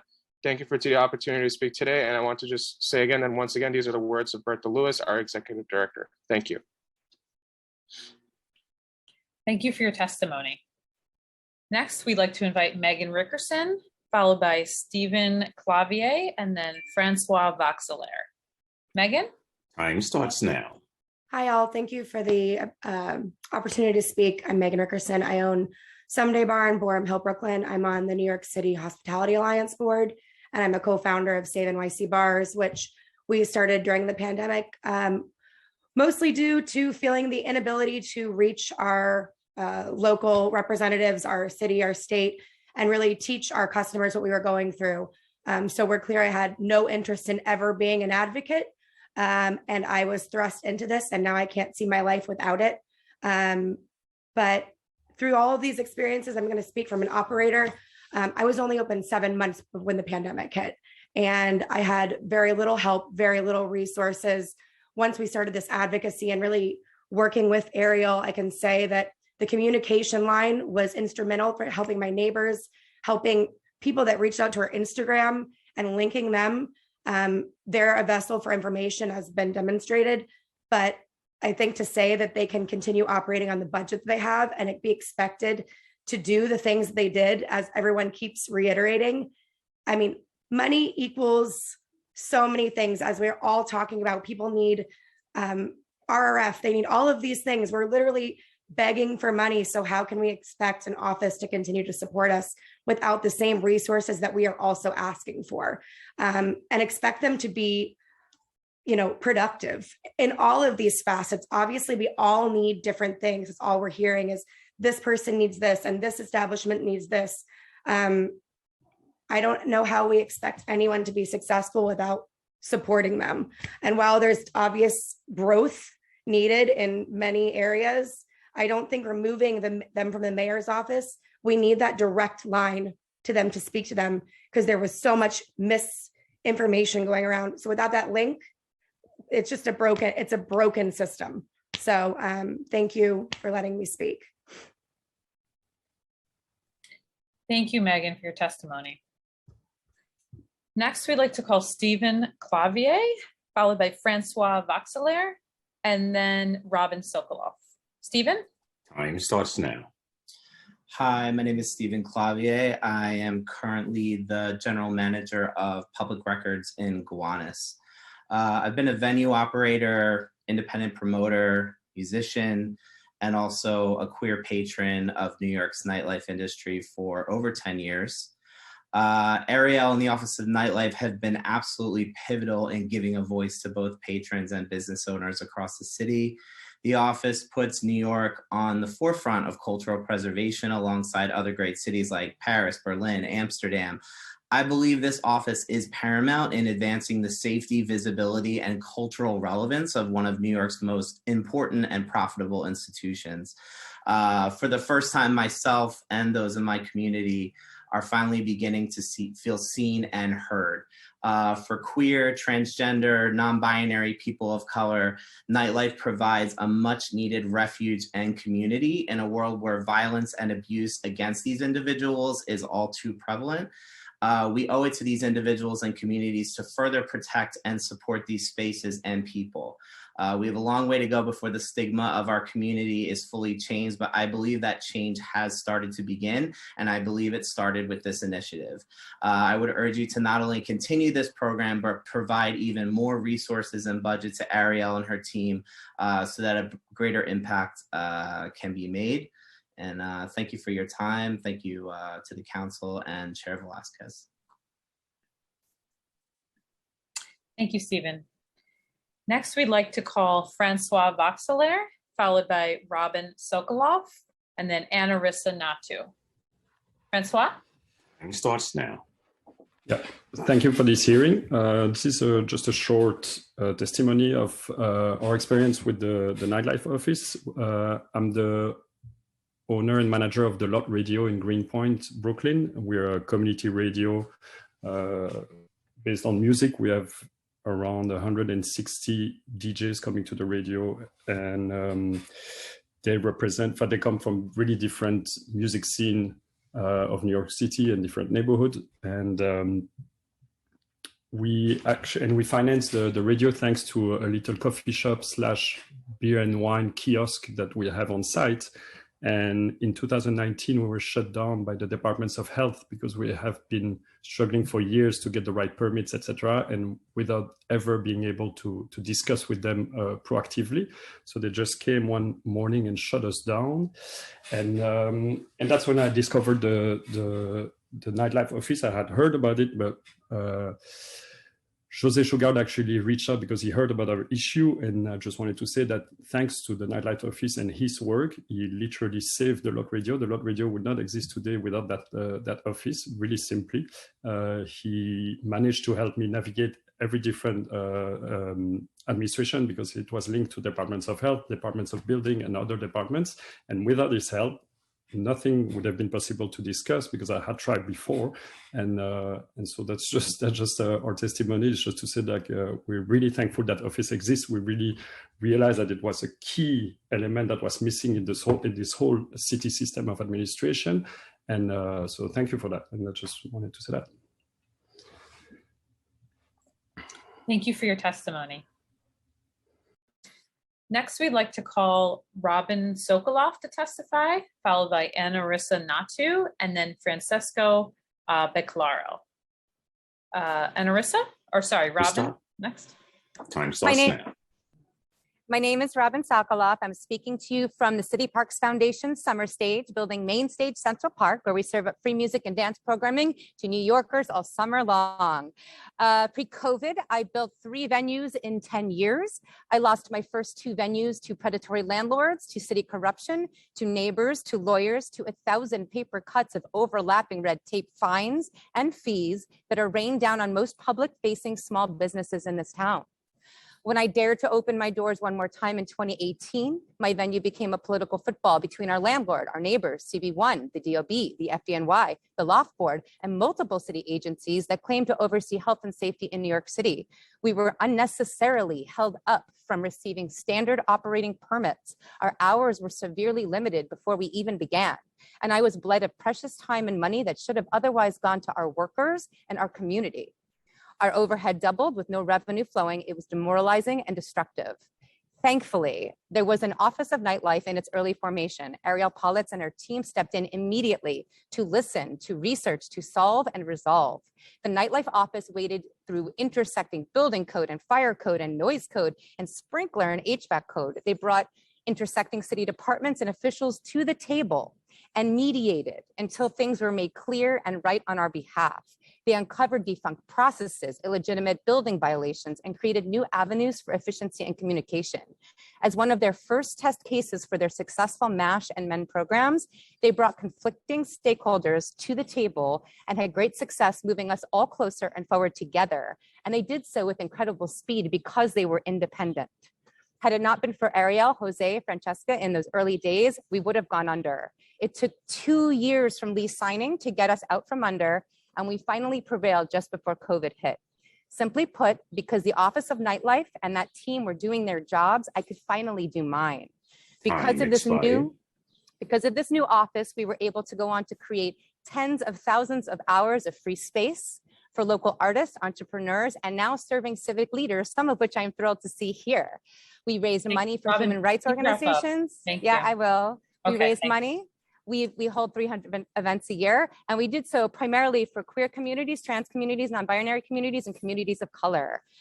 Through COVID, this Nightlife office made sure we were not alone. And through the newly formed NAIVA, Jen Lyon, thank you so much, we were able to get through this pandemic. I speak for myself and the 25,000 other culture and hospitality operators and beloved workers and patrons when I say we need this office. We need to be better funded. We need them to have more people, and we need them to stay independent so they can keep doing their very good work.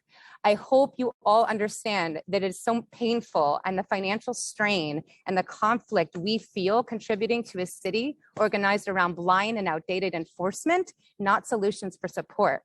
A city takes your money, but it won't often let anything new take root. Please support this office, and please give it the resources that it needs. Thank you. Thank you, Robin. As a reminder too to everybody, we're going to try to stick close to the 2-minute timer now.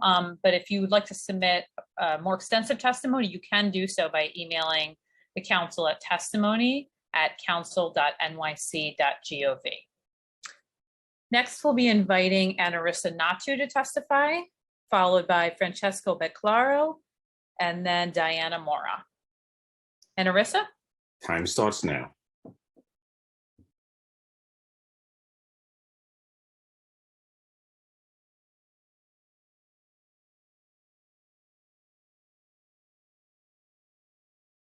Hello? We can hear you. Okay, so I just want to let you know that I may just go over the 2 minutes just a bit, but I think it's really important that I speak because I represent the Caribbean community, which I have not heard from on this call at all. And again, so my 2 minutes, if you can, please, because we do have some other people waiting. Thank you so much. Sure. So my name is Annarisa Nathu. I'm the Executive Director of CARA, the Caribbean American Restaurant Association. And this association represents over 200 minority, Black, Caribbean, and Hispanic nightlife business owners throughout New York City. And we were formed to advocate for and leverage the Caribbean hospitality businesses and provide resources to eliminate the adverse action that we've historically faced. The racism and willful ignorance of the unique cultural differences the Caribbean community has faced by the Office of Nightlife and its Senior Executive Director, Ariel Pellis, must end. The Office of Nightlife at the Mayor's Office of Media was created to serve as a central port of contact among the nightlife industry, and that has not been the case for our community. The Black, Caribbean, Hispanic, Latino business owners have contacted the Office of Nightlife regarding the March raids, NYPD business enforcement inspections, and the uncountable harassing visits our community has received. And on numerous occasions, they have been ignored. The Office of Nightlife has always been aware of these racially motivated inspections and has deliberately chosen to turn a blind eye to the racial weaponization of these financially crippling enforcement tactics. The Office of Nightlife knows the operations were conducted in neighborhoods with a majority minority population, yet still refuses to intervene and be a lifeline to our minority business owners. So there are 6 examples of businesses that I've included in my written testimony, which I won't go in since time is limited, that you guys can view.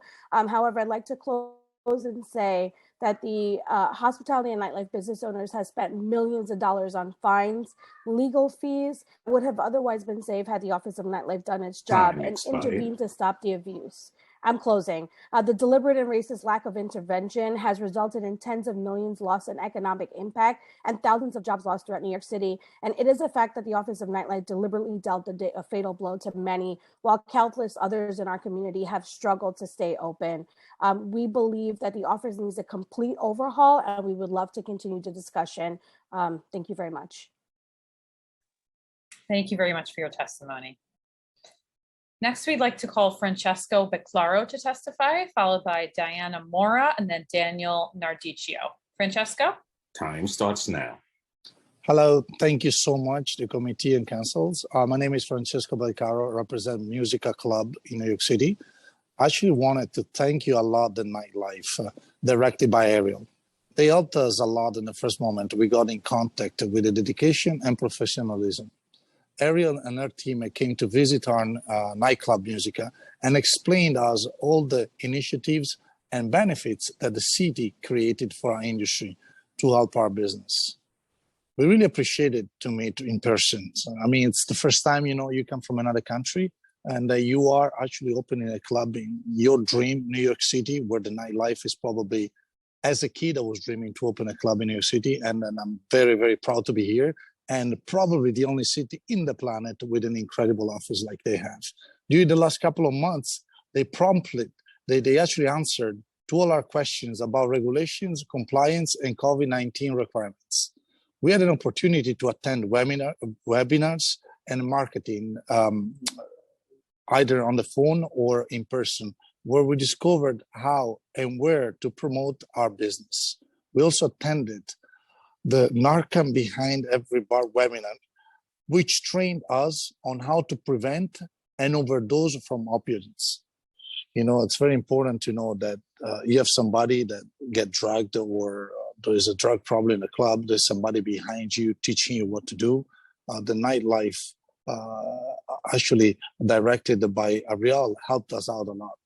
We were informed about MENT NYC, the beautiful initiative that provides free mediation and conflict resolution services and address neighborhood disputes, and about the Elevate Nightlife program, which offers free mental health support and operators of our industry.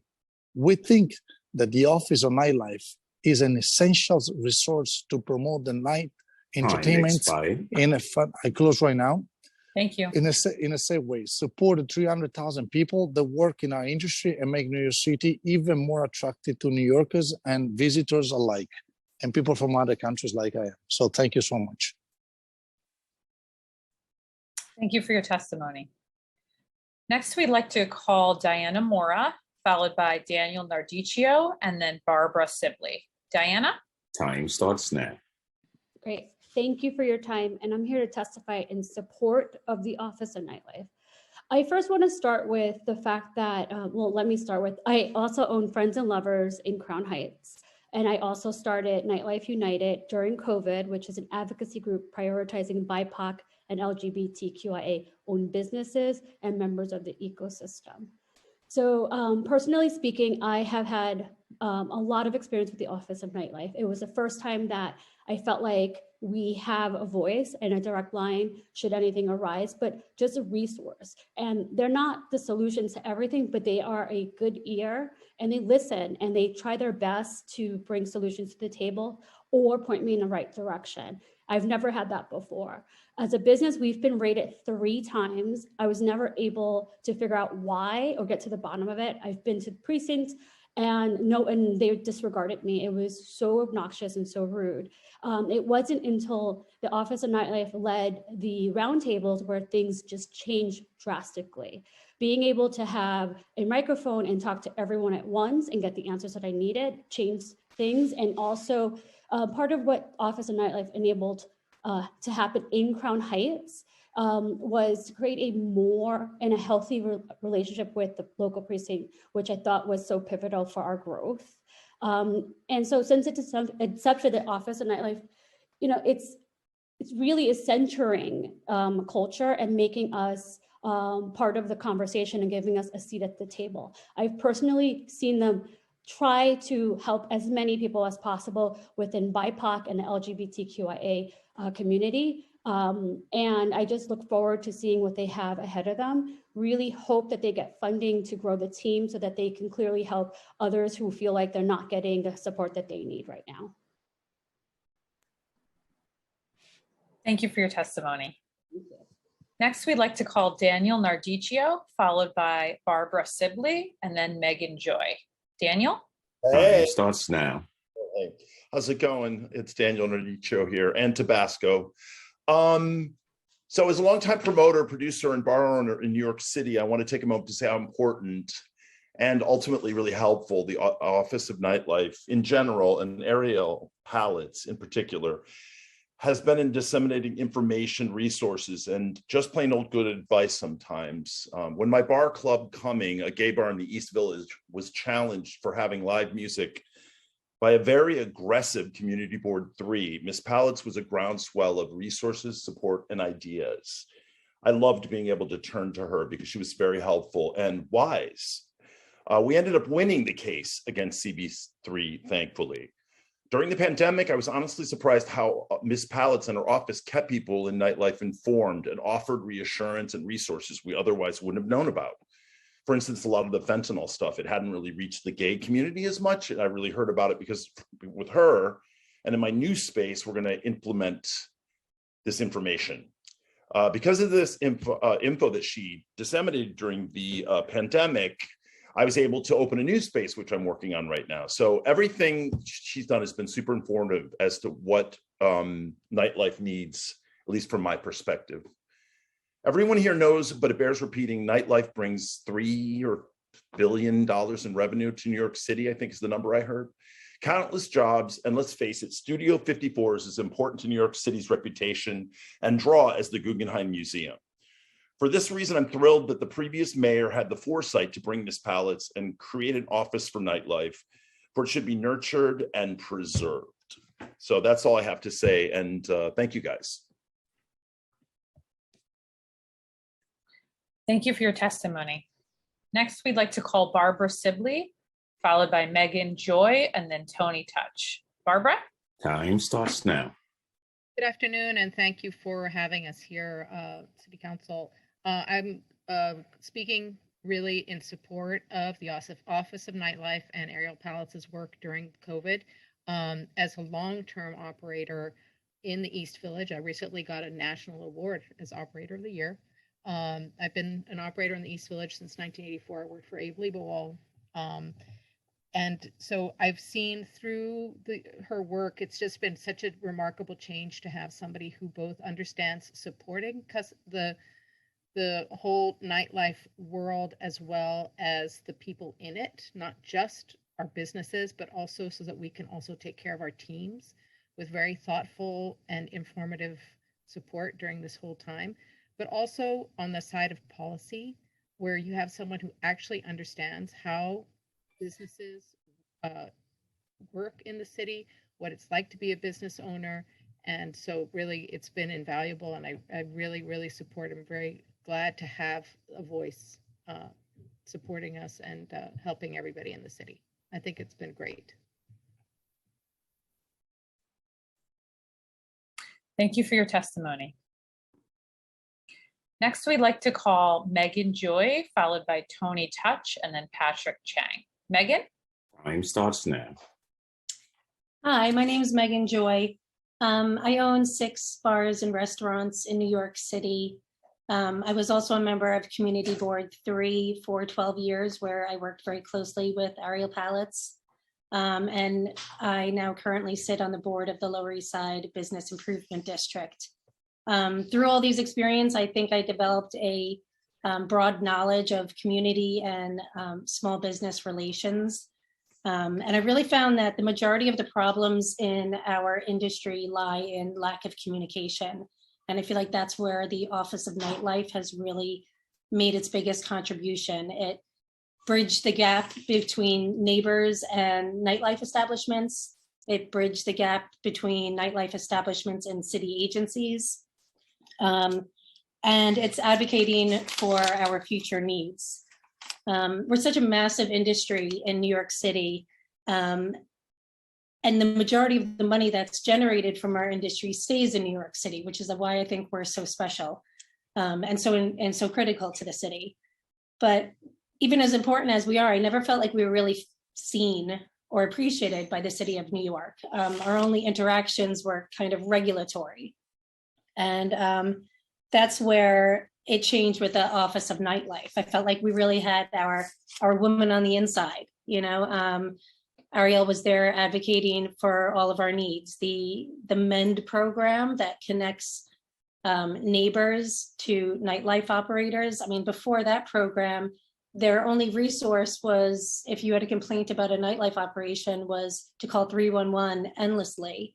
And then the cops would come by and, you know, tell you to turn it down or whatever the issue was, but it would never actually solve the problem. Now you're getting both people at the table with mediation, actually solving the problem, which could be something as simple as like moving a speaker, you know, or changing the, anyway, there's a lot of our industry needs, but one of the biggest things right now going forward is that we need to shorten the red tape on opening a business. We shouldn't have to wait for 6 months to get a certificate of occupancy from the Department of Buildings in order to then file for the ANSAL system, which takes another 6 weeks. We got to cut that red tape. Thank you very much.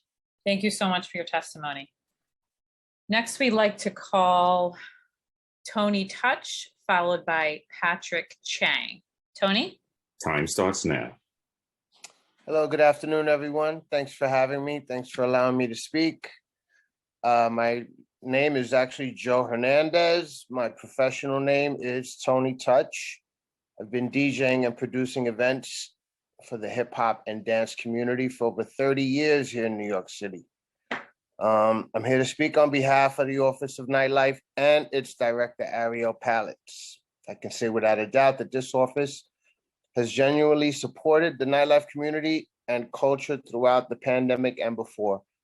Their work is important to the future of the industry because the nightlife scene is lucrative and part of the DNA that makes New York tick. For years, the city has been at the forefront of setting standards musically and culturally throughout the world. With the Office of Nightlife in place, there is now a system designed to mediate the needs and wants of residents, businesses, and consumers, along with the people like myself who mold and curate the much needed events so that we can express our arts. Ariel Palace has so much history in our city and culture. She created a place, Sutra Lounge, First and First Avenue. It was a place for us to congregate and made it home for the hip hop and dance community when others wouldn't. We've had everyone from Questlove to Jazzy Jeff to the most, biggest names in the industry come to this venue and felt at home. She understands the needs and wants of both business owners and consumers alike.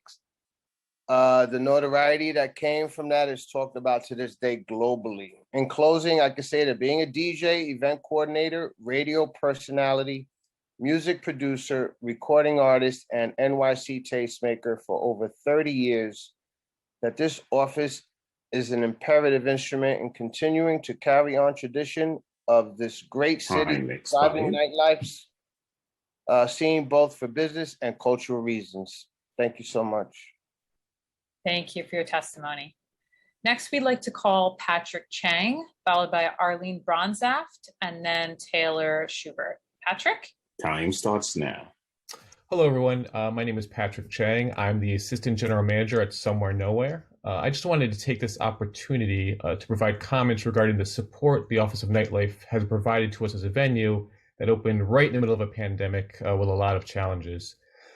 During our early days of operations, we had some misunderstandings with our neighbors, specifically with the building next door. So we engaged with the MEN program to help mediate these misunderstandings.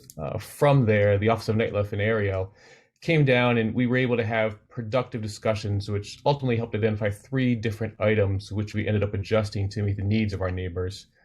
Since then, we've had a great relationship with them, and they've appreciated our commitment to the neighborhood.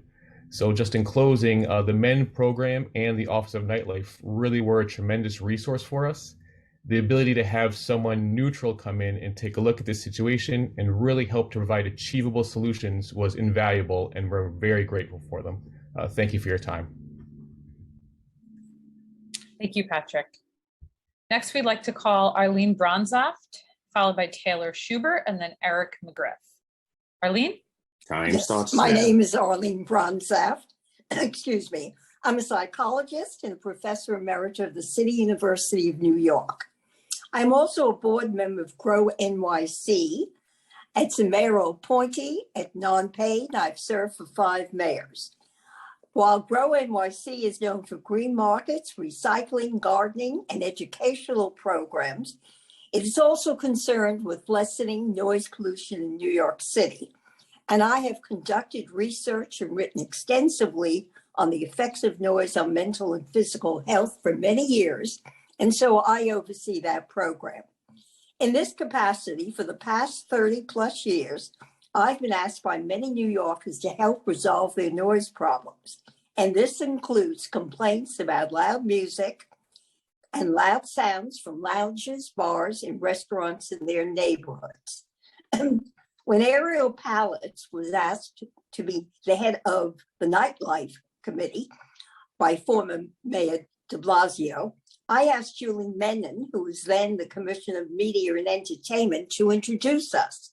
I wanted to make contact with the individual whom I thought could assist me in resolving these loud music and loud sound complaints.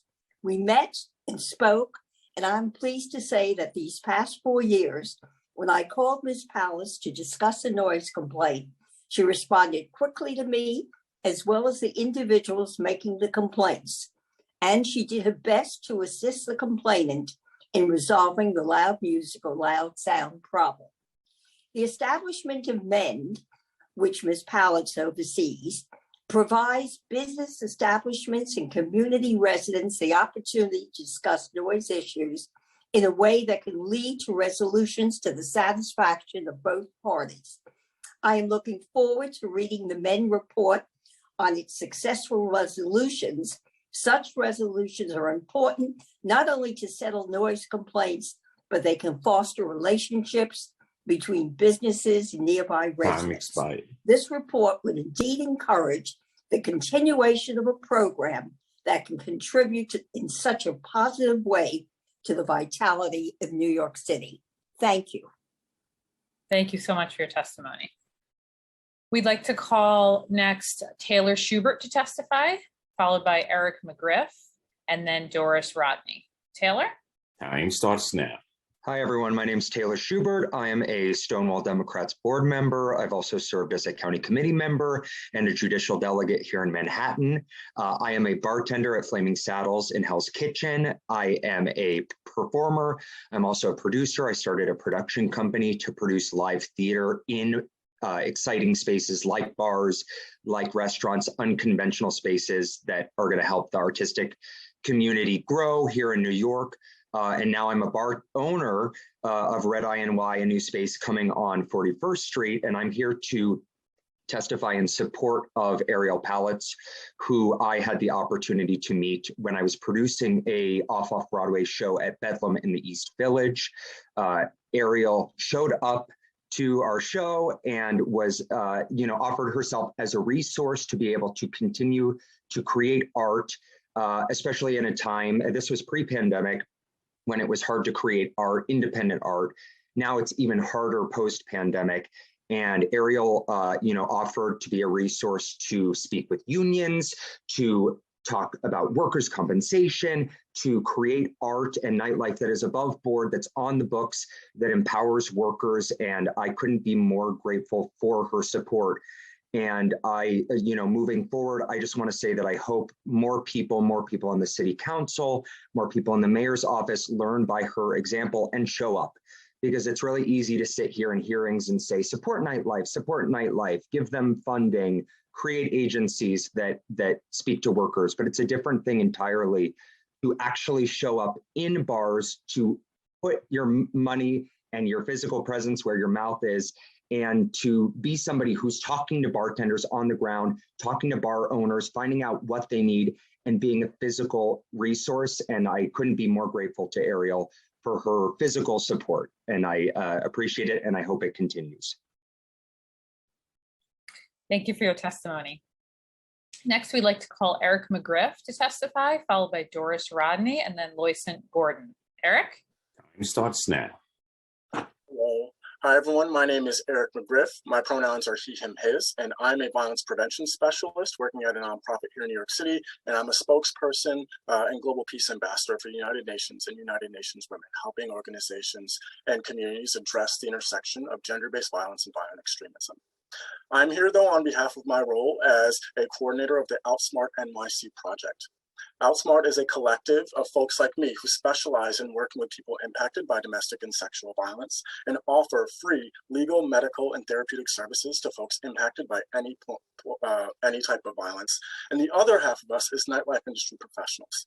We all work together to provide comprehensive prevention and support services that are led by, data, but also the expertise on the ground in New York City. So we offer free education and training on bystander intervention, sexual violence prevention. We offer policy support and advocacy. We work with Rutgers University and nightlife professionals to create a best practices toolkit that looks at policy and the physical environment of the venues we work with and helps them find places that they can enhance and make more proactive policy environmental changes. We are very proud to combine the expertise of nightlife folks and folks who have specialty working with survivors of violence. We do that on a local level through monthly meetings with Manhattan Sexual Assault Task Forces, the NYPD, the DA's office, and hospitals across the city. We also do it on a state level, on the Healthy Nightlife Working Group, with the Department of Health and the Governor's Office for the Prevention of Domestic Violence. But most importantly, we are proud of the way that we work with frontline folks.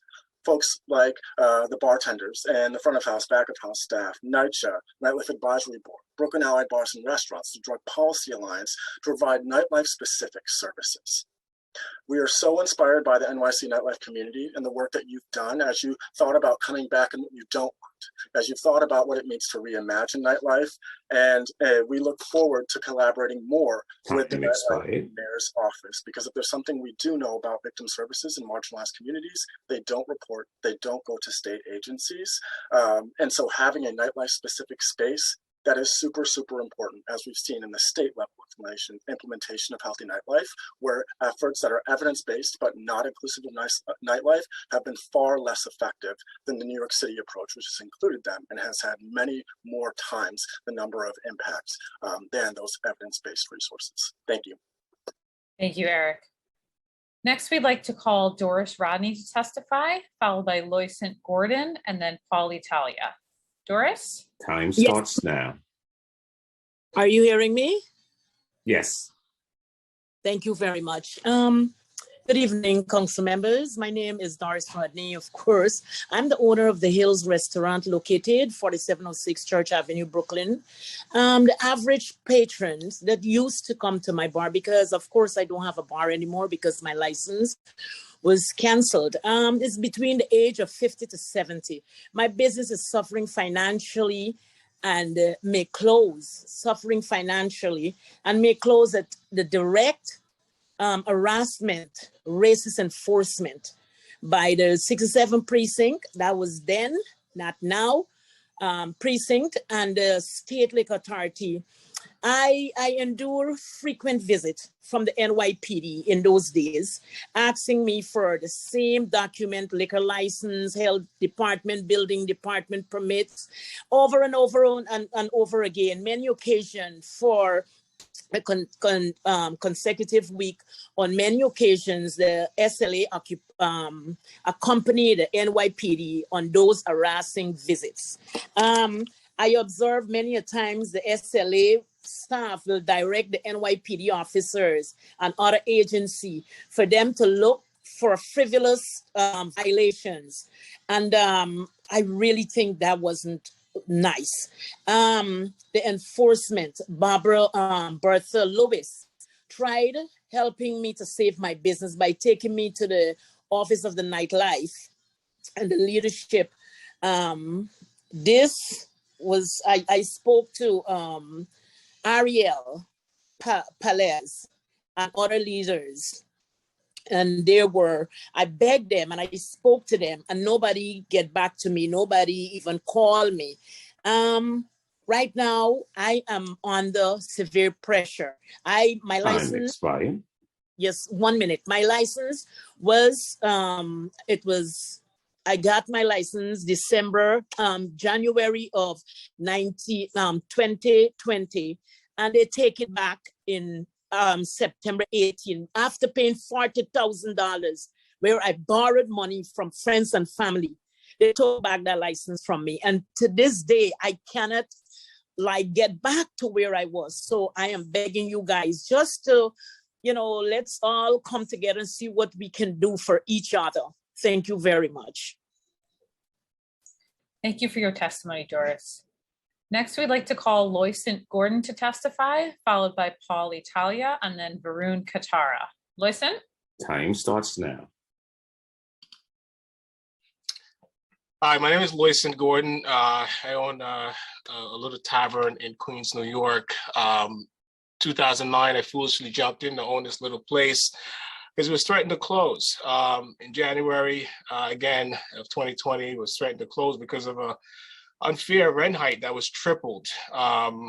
Yes, commercial rent stabilization is something that needs to be looked at to keep our nightlife businesses open and profitable, especially post-pandemic.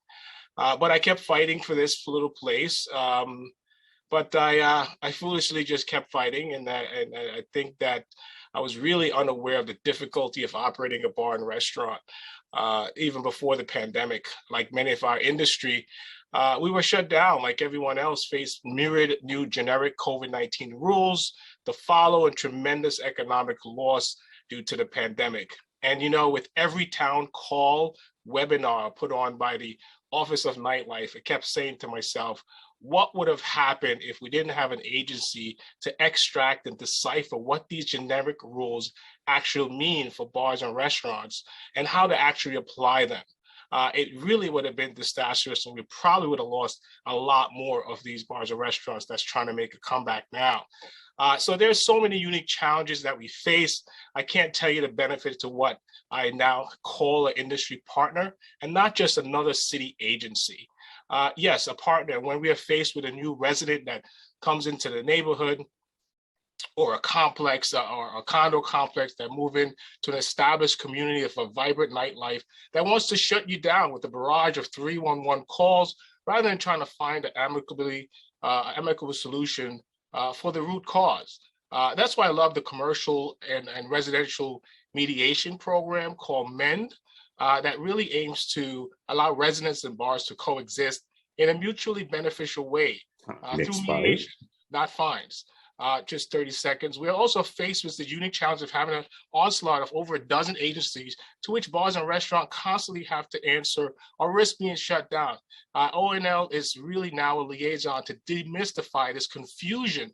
We're dealing with so many agencies, and remember the human toll of owners with the passion for this industry. Mentally, it's hard to withstand the pressures of operating under the thumb of these agencies that really threaten to close you down and want to lose all the hard work and the savings that you put into your business because you foolishly think that you could follow your passion for this industry. That must change, and that's why I love Elevate, the mental health program established by the Office of Nightlife. Many of us cannot join this culture of great resignation despite the challenges we face. We want to continue. Thank you, Wilson. Please try to wrap up. Thank you. So just thank you very much, and I'm supportive of the Office of Nightlife. Let's refund this properly and do so we could do a good job. Thank you so much for your testimony. And again, participants can submit full, more extensive testimony at council.nyc.gov. Next, we'd like to invite Paul Italia to testify, followed by Varun Katara, and then Augustin Hope. Paul? Time starts now. Hi, everyone. Thank you, city council members, panelists, and everyone on the call. I'm here to testify on behalf of New York City Nightlife Office in support of it in every possible way. When it was formed in 2019, I couldn't have been more ecstatic. Being in this business for, at that point, probably 8-9 years, there was never any agency formed or any spotlight on us as operators and venue owners to help us navigate the treacherous waters of the DOB, FDNY regulations, and again, agency upon agency full of rules and regulations that we have to comply with on a daily basis, not to mention on the launch of a specific business. Since then, and obviously the pandemic just amplified the need for an agency or a partner where you don't feel alone as an operator or an owner of a business like this. We can't tell you how crucial it's been to be working with the Nightlife Office. I don't know if I would have made it without the help of organizations like that office and Aerial Pallets, organizations like New York NEVA, and a bunch of other people. I think what we started to form, which didn't exist for a long, long time, was a sense of community and a lot of like-minded individuals putting their resources together. Organizations are a very key role in supporting each other in times of need, no more so than we experienced in the pandemic. I think moving forward, it's important that the New York Nightlife Office stays on its own 2 feet and helps the countless of people it's going to take to rebuild the nightlife business, the restaurants, the bars, the nightclubs, the comedy clubs, and live entertainment venues like myself. I can't see how much harder it would be without that office in existence. And myself, if I didn't have an opportunity, I had an opportunity to open up 2 more businesses, I wouldn't have done so if they weren't around to help us out in again, one of the most, the biggest times of need. Thank you again. Thank you for everyone. Bye. Thank you for your testimony. We'd like to call Varun Katara to testify next, followed by Augustine Hope. Varun? Time starts now.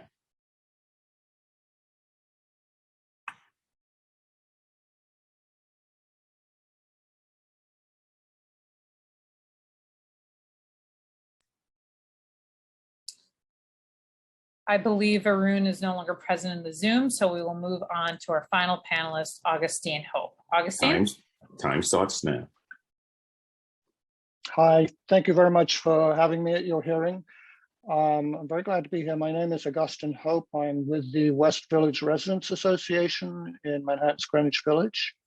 I'm not sure I'm at the right place. I came here to talk about the seemingly intractable problems that we're having with the open restaurants program, and as nightlife moves into our streets and sidewalks permanently. DCWP seemed to be the right place to talk to. He used to manage the sidewalks program. He did a really good job at it. Nightlife, Office of Nightlife seemed to be the place to talk about it, but you guys seem to only represent the industry.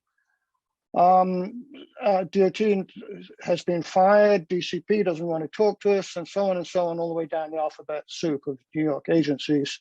Nobody seems to represent us, the residential community.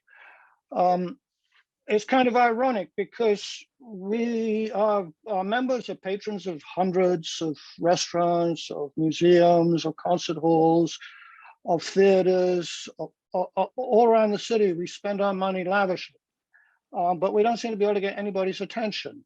And we've been talking about this for a couple of years now, since the emergency program was first mentioned to us. We were enthusiastic supporters of it, and we came to regret that. And when very opportunistically the city decided to make this a permanent program, and ever since, the emergency program and the permanent program have been allied with each other, and we can't seem to get these separated out. We're big supporters of the emergency program. The permanent program is a problem. So if the Office of Nightlife is interested in talking to the community and dealing with the people who are actually at the thin end of this problem, and if you can't get anybody to join your board, can we put up some people to join your advisory board? Because I think it would be very helpful if the community could talk to the industry at a slightly higher level than just talking to neighborhood restaurants who just call the police on us when we make a complaint, or we say you're making too much noise. So maybe there's an opportunity for us to get together and talk. Thank you very much. Thank you for your testimony.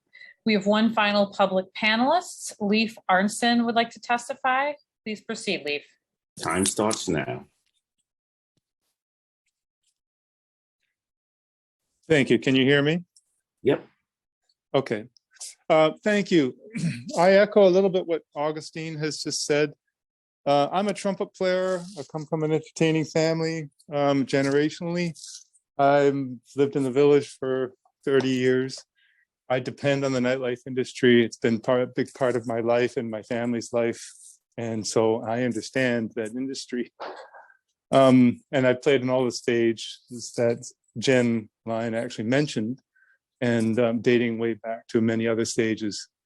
But the problem of the nightlife industry moving in outside into our neighborhood streets and on our sidewalks is too much for residents to bear.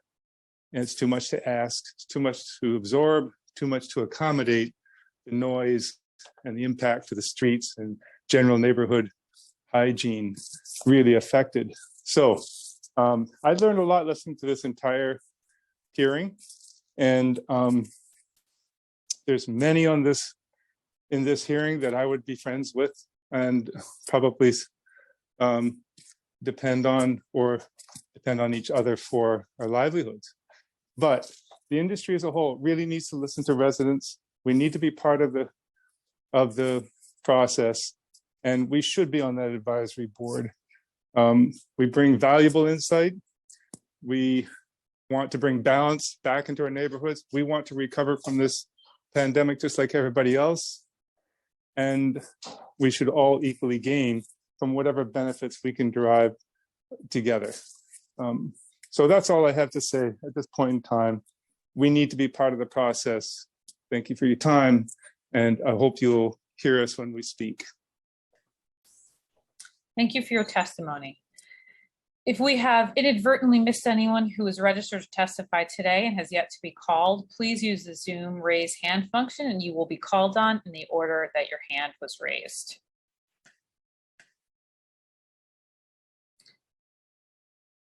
We see one Zoom user with their hand raised. If you'd like to testify, please do so now. Hi, my name is Misael Ramos. I am testifying on the behalf of the Office of Nightlife. I would like to say that if it was not for the Office of Nightlife to create a safe space for Elevate on Mondays to deal with our mental health from the pandemic, and talk about recovering and getting the resources to pantry, to mental health, and to to health services, I don't know where I would be at. I am a part of the LGBTQ community, and I feel like they have done a tremendous job with implementing the harm reduction. I also am in sobriety, and I also feel that they have done so much work and they need to do so much more work, but they're just only 5 people. And we're also thinking about dealing with people that are in the LGBTQ community that are people of color, that we're living in a digital world today, and everything is digital, and we need more people to be inside the venues talking about harm reduction and connection to the resources that the Nightlife is offering and New York City is offering. A lot of people get lost with the digital content that is being pushed out because we're so used to scrolling that, it gets lost. We need more people inside these venues talking about substance use and harm reduction and the prevention of fentanyl. So I just want to say thank you so much for the New York Office of Nightlife. They have tremendously helped me and my community with the resources that they have offered. Thank you for letting me share. Thank you for your testimony. I will now turn it over to Chair Velasquez to offer any closing remarks as our public testimony has now concluded. Chair? I want to take a moment to thank everyone who participated from the admin section, MOM, SBS, Office of Nightlife. I'd like to thank my colleagues in the council for coming and asking the tough questions that they always do come ready with. And more importantly, I want to thank the members of the public who took the time out to not only patiently wait, but to give their testimony so that way we can work together as a community to make sure our nightlife is back and that New York City is back for all. This moment, and none of this could ever be possible without the awesome team that I've got, my central staff, Stephanie Jones and Noah Meixler, and also my team here at the DO, which is my chief, Nick Rillison, and my deputy, Alex Anderson. Thank you, everyone. Be safe, be well.